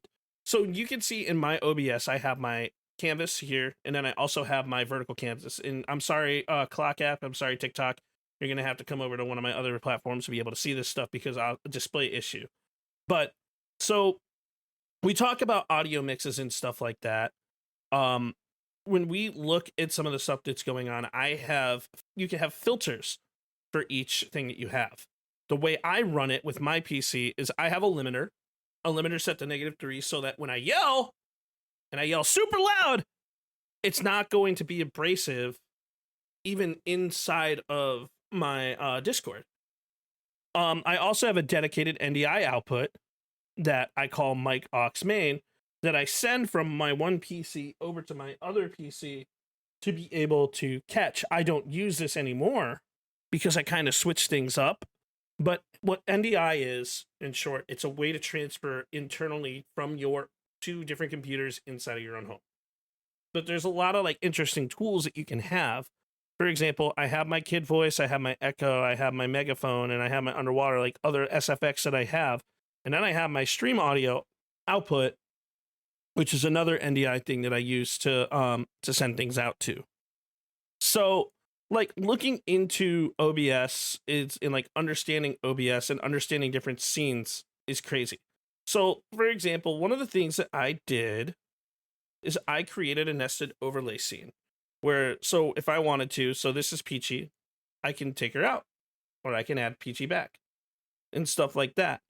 And there's also have my overlay as well down here. So I can take myself out or I can put myself back. But it really depends on all the stuff that you have available inside of your own scenes. And like I can even mute myself and then stream would disappear or it can come back type deal. But learning these things and learning how to use the plugins, like the ADM plugins and stuff like that, is such an interesting thing. And OBS is definitely something that's new. Meld is amazing.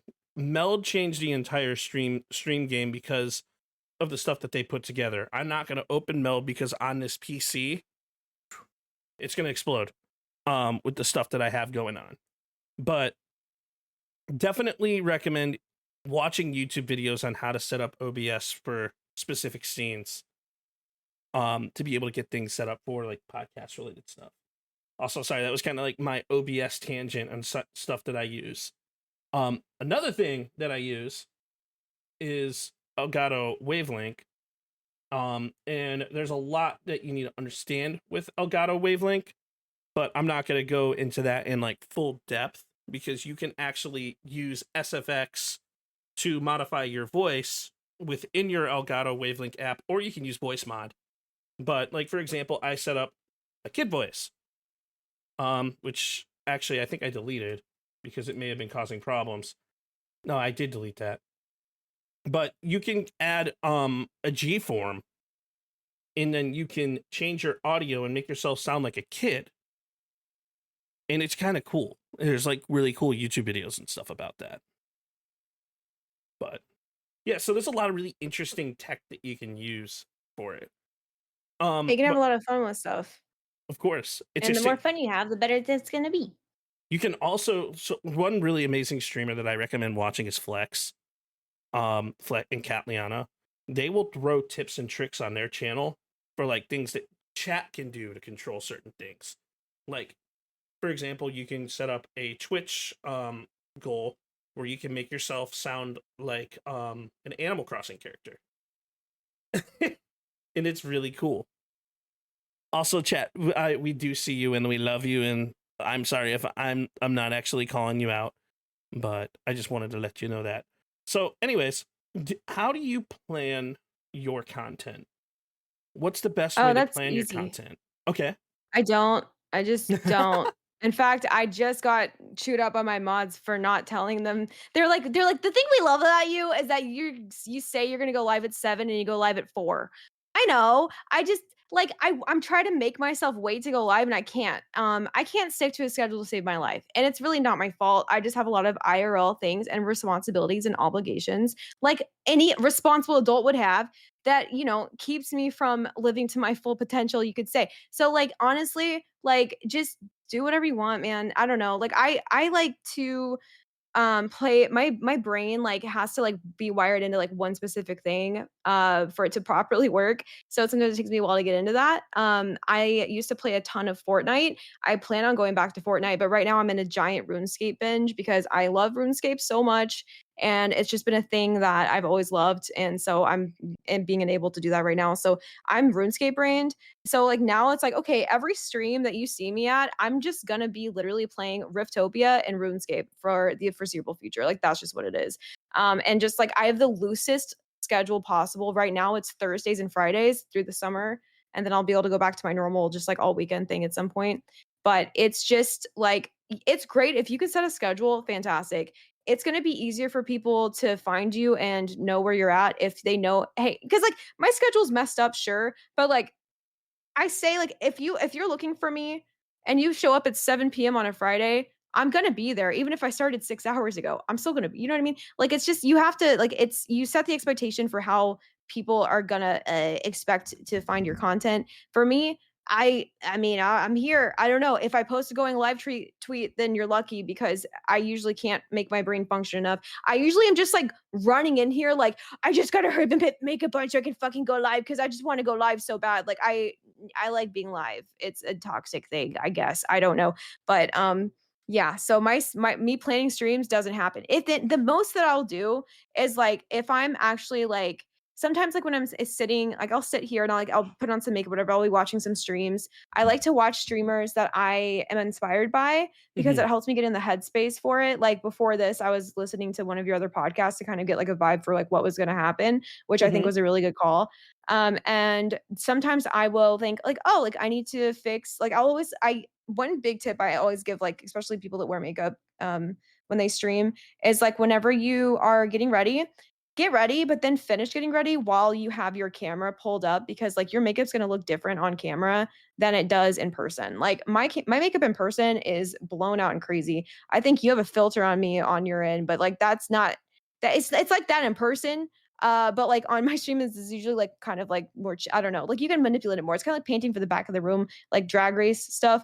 I like to do like big makeup and shit like that. So I do that. But like I'll mess with like some settings in OBS or like I might make a new scene or something.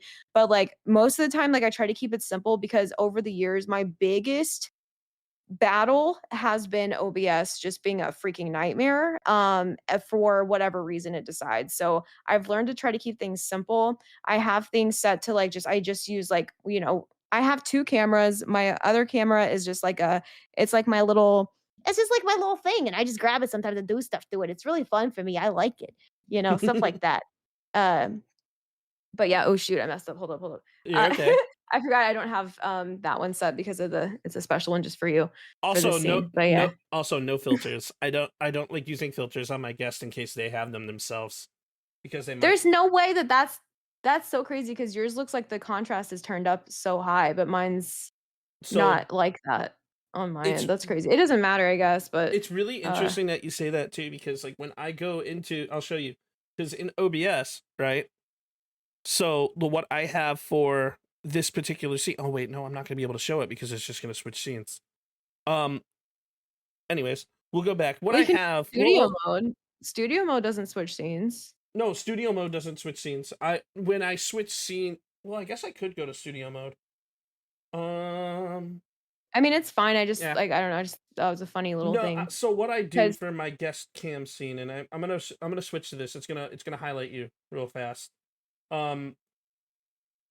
I have literally 0 filters. I'll screenshot that and send it to you. I think that's really interesting. No, I literally have. I just don't believe you because on all of my monitors, mine looks different. It may, but that is another thing too. It may be really my weird. monitor thing as well. So like when I set up the settings for my monitor because I have you on my my Gigabyte G270S. All right, it doesn't matter. Honestly, I can't. My brain just like shit the bed on all that conversation. So like, I look. Yeah, you're right. Also, I'm sorry. I don't know. I'm like when people send you a long message. I'm sorry for your loss or good for you. I ain't reading all that. I don't know. brain idiot mode. Hey, you look great though. Thanks. It's a constant struggle. Lighting is a fucking whole thing. Everything's a whole thing. Yeah. It's a giant production. So I like to just try to get everything set. And I think that's probably another reason why when I go live, I try to stay live as long as I can, where I'm still having fun because I'm like, I figured it out. It's working. The lighting's fine. Everything's okay. Like there's a balance going on. My light's But yeah. always messed up because I'll stream at night, not during the day. So now I have the natural sunlight coming in from my window over there, and it is kind of messes with the lighting that I currently have in my room. So you can see Pikachu being extra yellow. Mhm.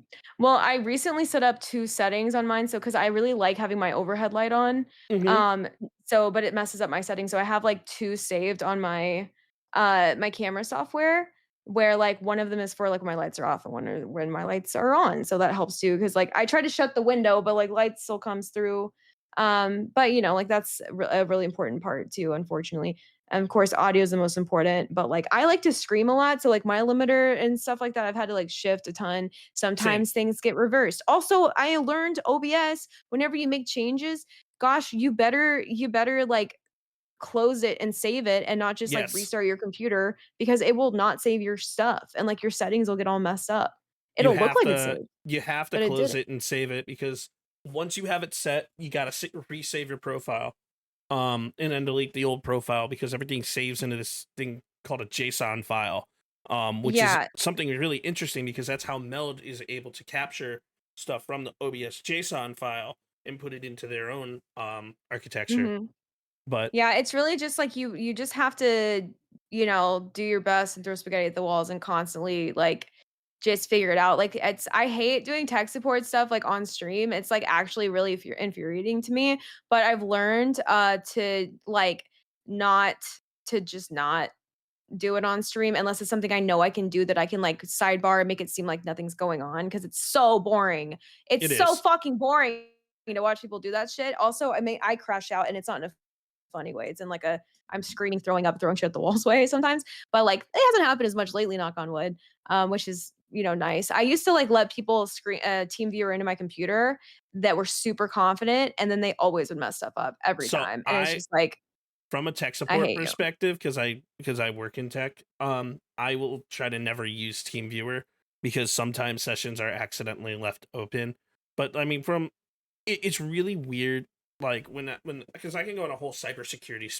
I'm not going to because that's not the purpose of the podcast. But being safe in the cyberspace is very important.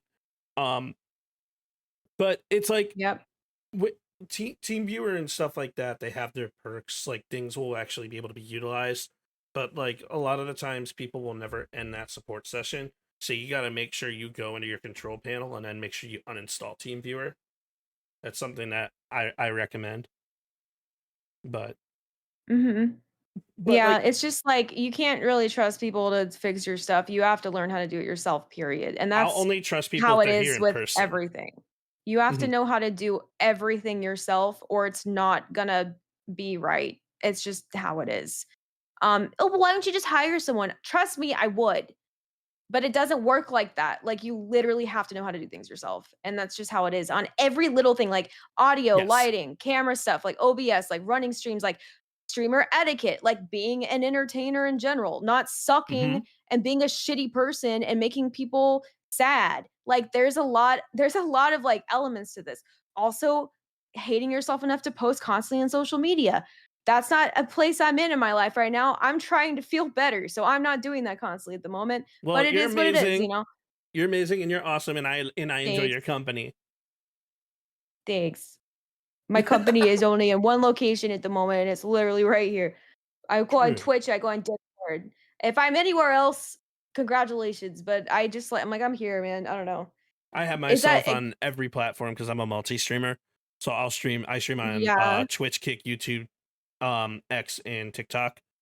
Um, If your goal is to grow, then that is the right thing to do for sure. My goal right now is to just like not hate my life and be happy. And so that's what I'm doing is doing things that make me happy. And that's simplifying. And that's okay. so You what don't have to makes you like do all or happy? nothing. What makes me happy is spending time with my community that I love and under like that and not That's a putting W. pressure on myself to make content, even though I want to make a super awesome video about how I made my cosplay. I do. But I also don't want to make it. Like, I want it to be made. I don't want to make it. And I'm mad and stressed out about it. And like, maybe eventually I'll get there. And that's okay. And being gentle with yourself about that and being okay with that. Because it doesn't have to be all or nothing. You don't have to like post on every single social media platform or not do anything at all. Like, that doesn't have to be like that. Right. I'm saying, look, I have all these platforms. You can follow me wherever. There are tons of videos that are very embarrassing of me all over the internet. But if you want to like hang out, I'm on Twitch Thursdays and Fridays all day. I'm in my Discord all the time. Like, that's my go-to hangout. Like, if it's like a regular day and I just want to like go play RuneScape or just be with people and have company, I'll just go hang out on my Discord, and it is nice. It is really nice. There's not like I'm not putting a lot of pressure on myself to like produce content. That is soul sucking. That is so soul sucking.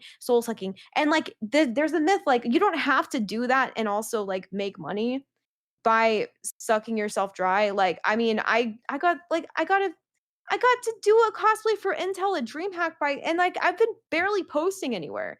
Like, I That streamed cosplay part was of so the good. cosplay. Thank you. I worked really hard on it and I had no real experience on making any kind of cosplay, and I just did it because Intel said so, and I said, "Yes, anything for you. I love you so much." It was such a good experience. I loved it so much, and I would definitely do it again.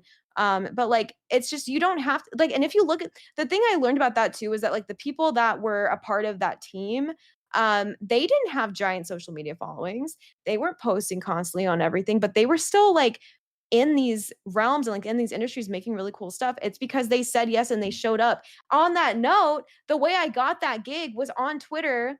My friend reposted a tweet that was saying, "Hey, any DreamHack Dallas creators that are going, or any Dallas DFW local creators that are going to DreamHack, we're looking for cosplayers to do Marvel Rivals cosplays." And I'm like, why not? Sure, I'll shoot my shot. I DM'd them.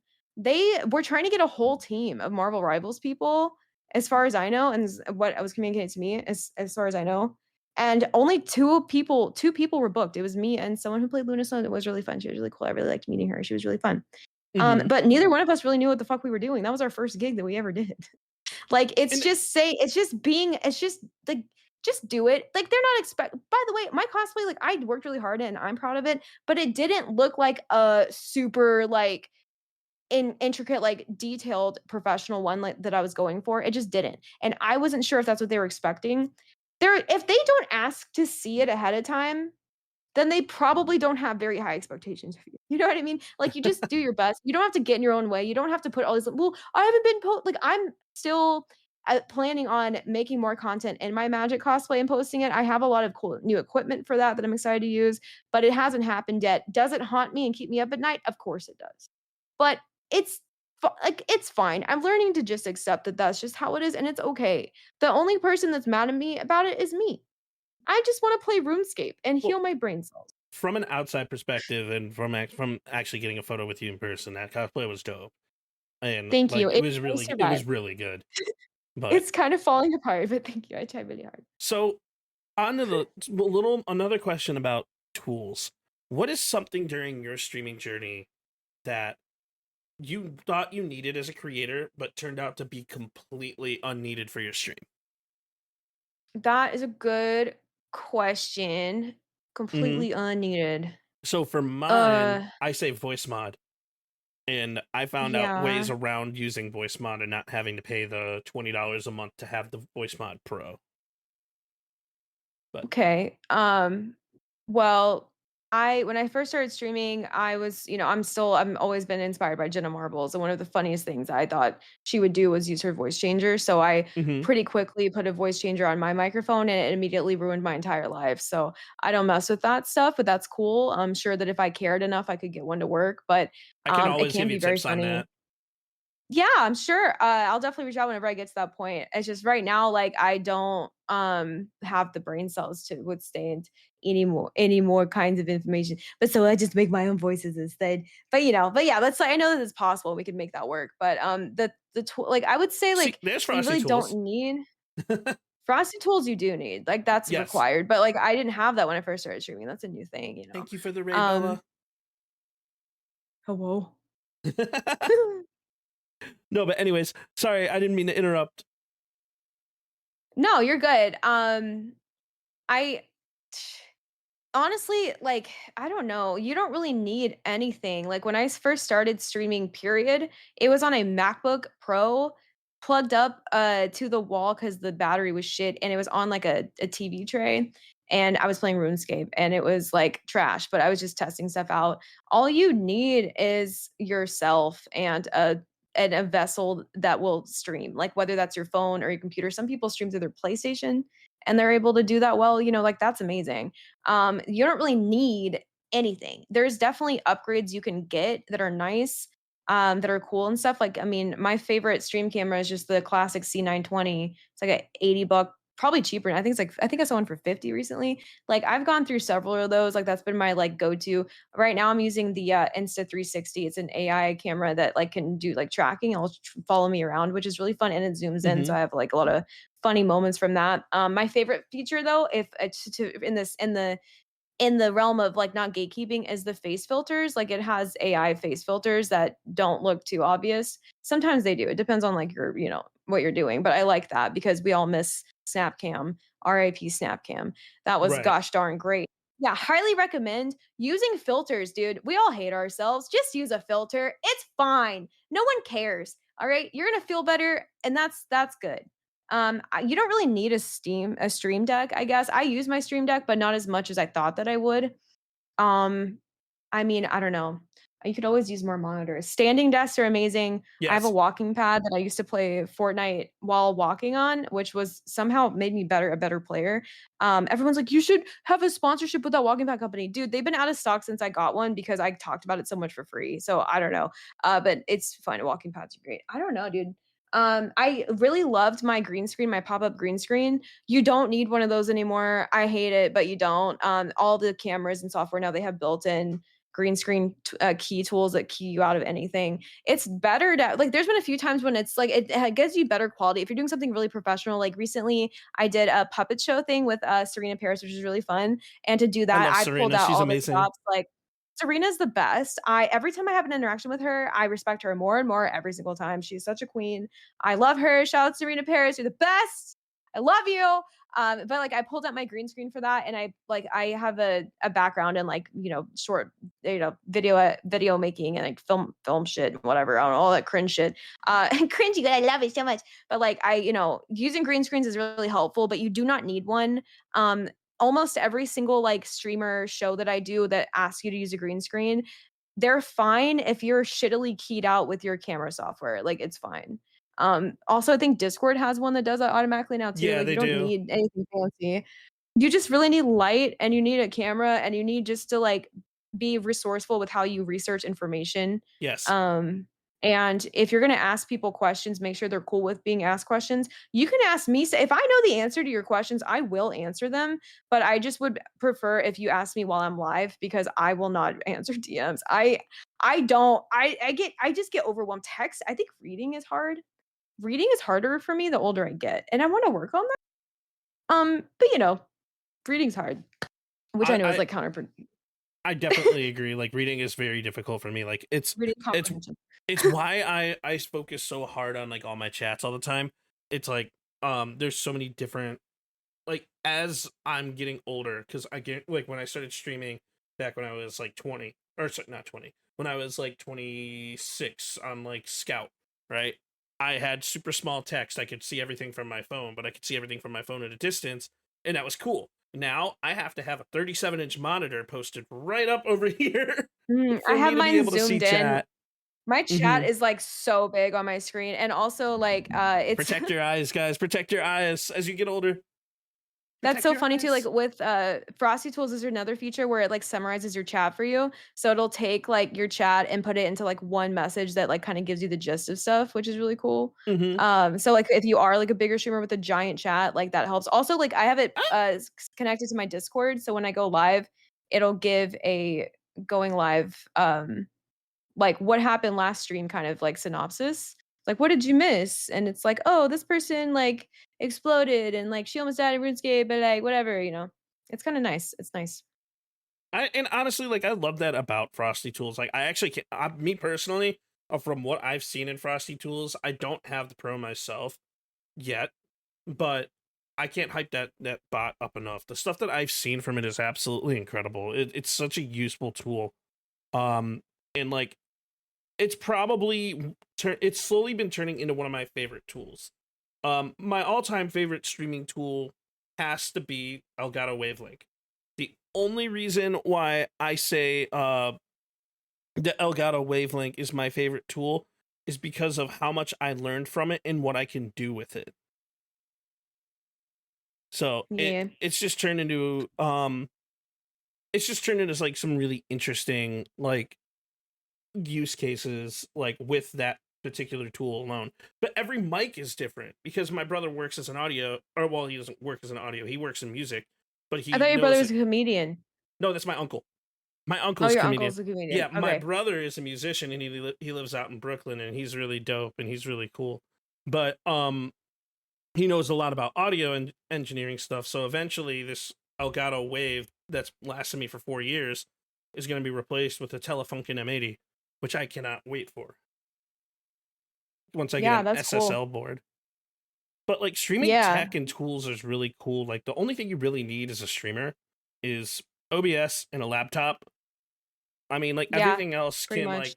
everything else can come over time, like as you choose to upgrade and what you want to do. Like for me going like heavy duty into Call of Duty, I ended up getting a whole new PC, and I'm glad I did because COD sucks and takes up so much stuff.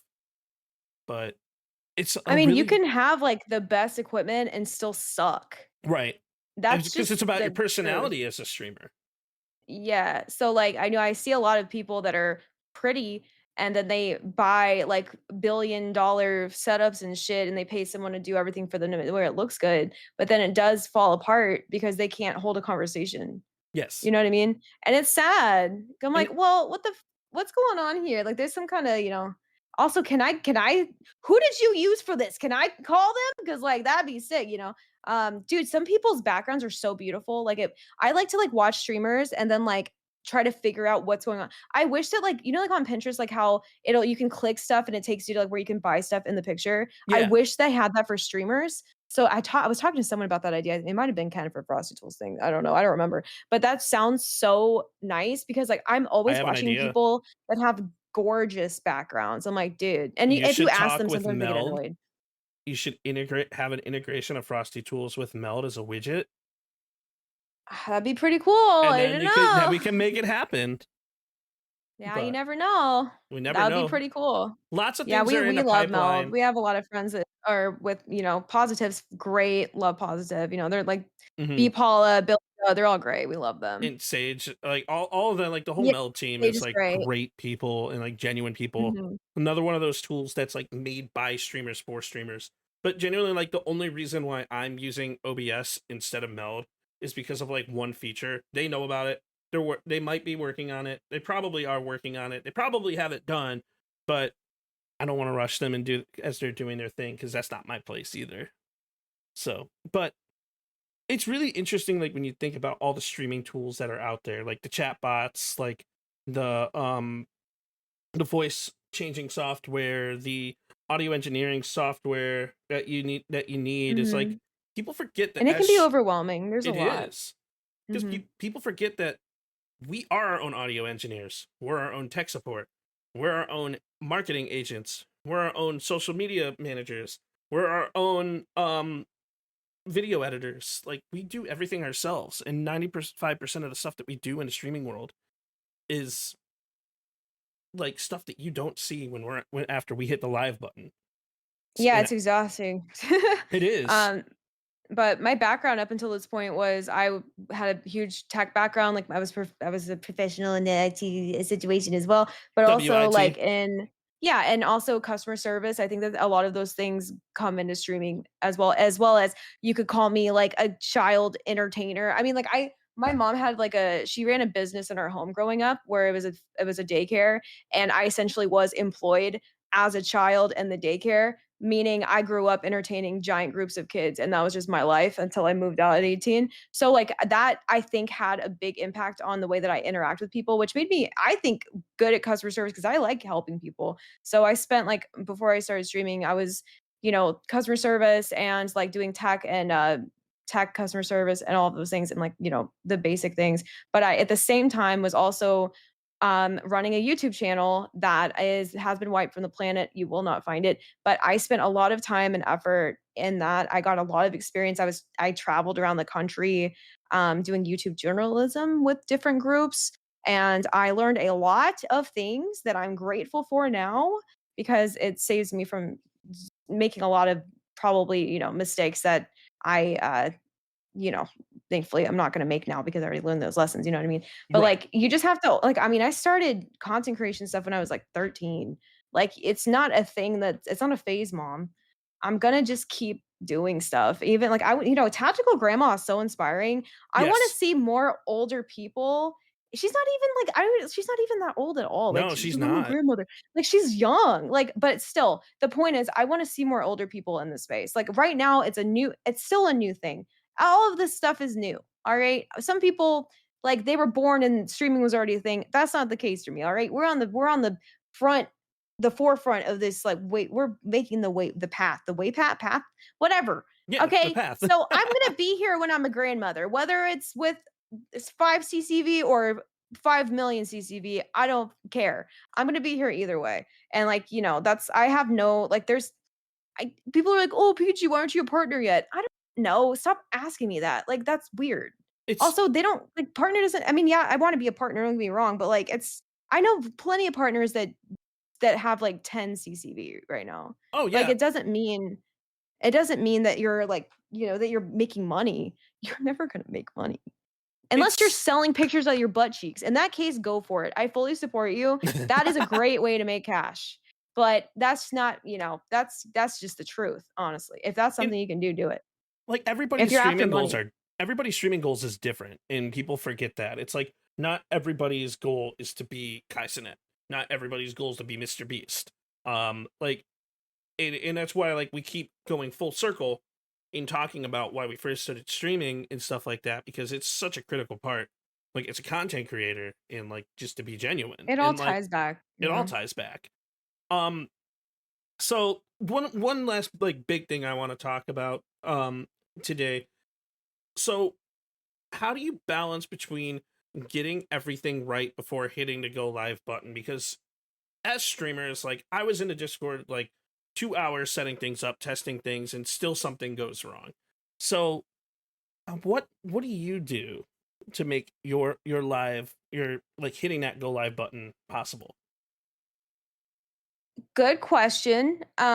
So, well, for me, I do the same thing often. What I usually just have the same scenes that I use, which are my starting soon screen, my gaming screen. I've got a couple funny zoom in screens or whatever. Like, that's it on that end. The only thing that kind of changes is like my lighting and how my camera reacts to it, just because I change things all the time. So if that looks good, my audio normally, knock on wood, is consistent, so I don't have to worry about that. In OBS, I have it set up to where like my Spotify and all those things are not going to be in the VOD, so I don't have to worry about copyright. Mm-hmm. And I just make sure, like, I pick a Spotify playlist that I like. I have it going. I have my selfie ready. If this isn't a perfect scenario, okay? I don't always do the going live post, but I try to. So like, I'll get a selfie, I'll type everything up where I can quickly copy paste it. I don't send it until after I hit go live, starting soon screens on. Also, before you do that, you have to change your title before you hit live. Yes. Don't be like me and forget to do that half the time. Make sure that your title is good, like your category is right, and that your tags are good. I would not recommend turning on, if you like, so there's content warnings. If you are not a bikini streamer, do not use the adult one. Don't, like, if you're not, listen, just stop talking about like your butthole. Just stop. Because because you can, and then you will have to turn on that category, but when you do that, it's going to blur your screen, and you're not going to get discoverability from Twitch. They're not going to promote you. You're not going to get the ads. Trust me, I did that for a long time, and then as an experiment, I turned it off, and cleaned up my language, which I was memed on for by others, which is really funny.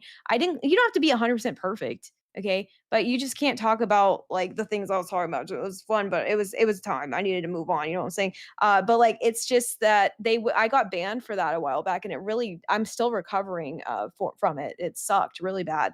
So like and I'm not a bikini streamer either. Nothing against that. I'm just saying, girl, get your bag. But they don't care. Like if you are not in a bikini and you're talking about too many butt cheeks, then they're going to ban you if you don't have that content warning on. If you are not doing that, don't have content warnings on. Don't Yeah. do it unless you are planning on getting super wasted. Then turn the wasted one on.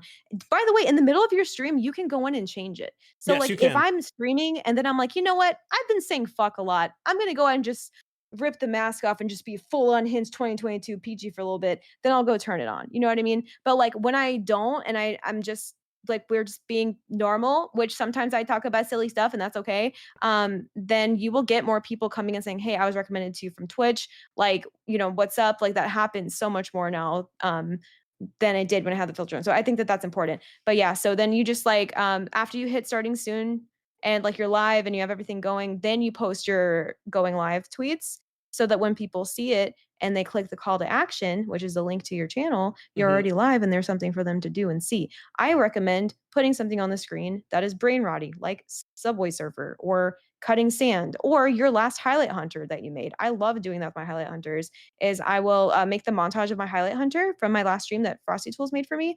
And then I'll play it. So it's like almost as if it's a channel trailer, but it's a recent one from my last stream, which is so cool. So Oh, it's that's like people awesome. come in, yeah, and then they immediately see like a couple minutes or however long you decide to make it of your streams. And then also, so in OBS, when you put a media video in, you can set it to loop, but you can also set it to start from where you picked up on when you last left. So like if you use as a BRB screen, you can come back and it'll start from when you left off on the video. So it's like if you have a 30-minute highlight hunter, which sometimes I do because I do long streams, it'll like be fresh every time, which is really nice. So I love that. But then yeah, besides that, I just kind of have to make sure everything's good. I make sure I have everything I need so I don't have to like get up for like an hour at least. Like I'll try to make sure I have like drinks and stuff.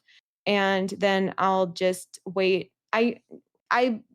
I'll wait until there's at least one person in chat, but that usually I'm lucky that has been happening quickly lately. And then I'll just kind of black out for a while mentally. I don't know. I just talk really fast. I don't know what I say, but I just get so excited. I'll talk to everybody in the chat. I just get so excited. I get so excited.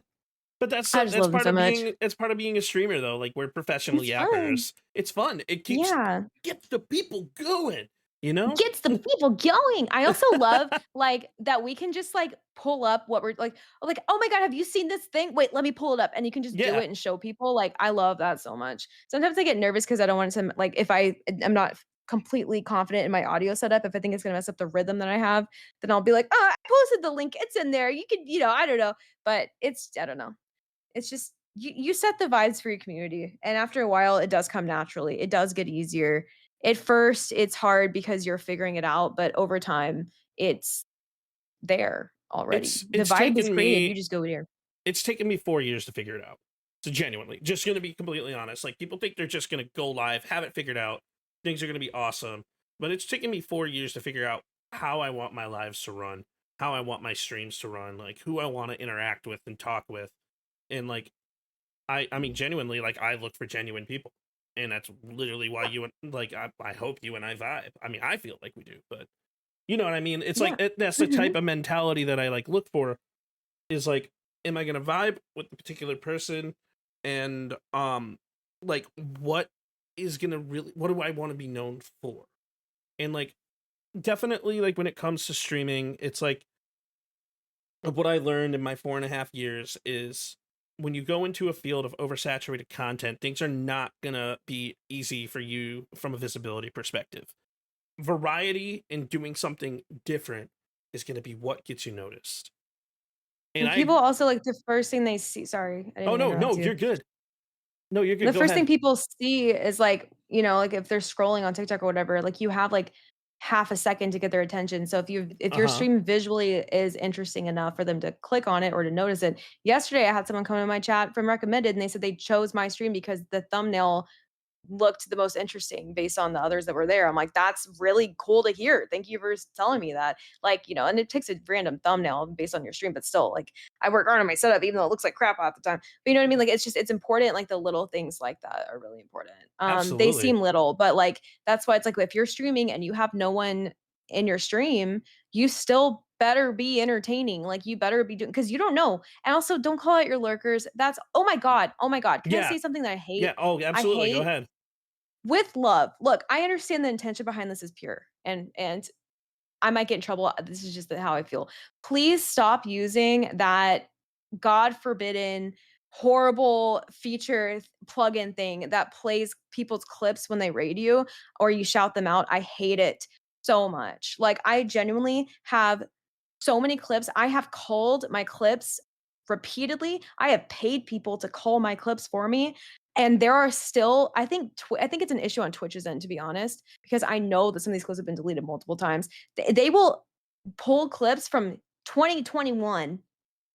If you're gonna do that, at least update your freaking system to where it at least only uses featured clips or something like that. But like, I hate when I raid someone and it pulls a clip from when I was like literally so much different, and it was like, that was just in a different place in my life, and I was doing crazy stuff and whatever, but it's so embarrassing. Please, I will never raid you again if you do that. I'm sorry. You could be super sweet. I know the intention is to like showcase the streamer, which is really nice, but I am so humiliated every time that happens.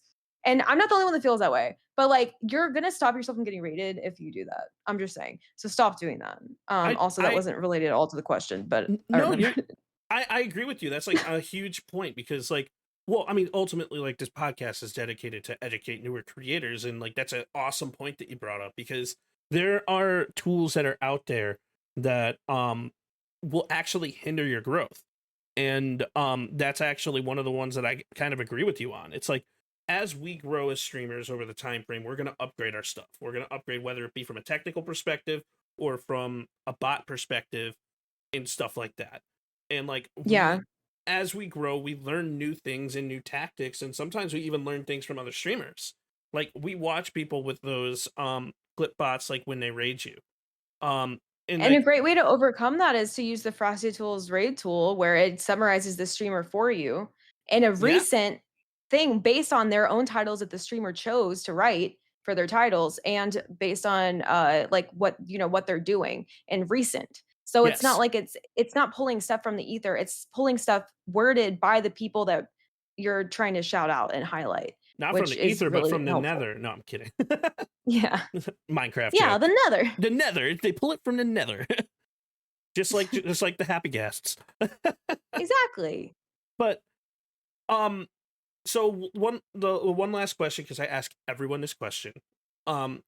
What is something that you wish you knew when you first started streaming that you know now?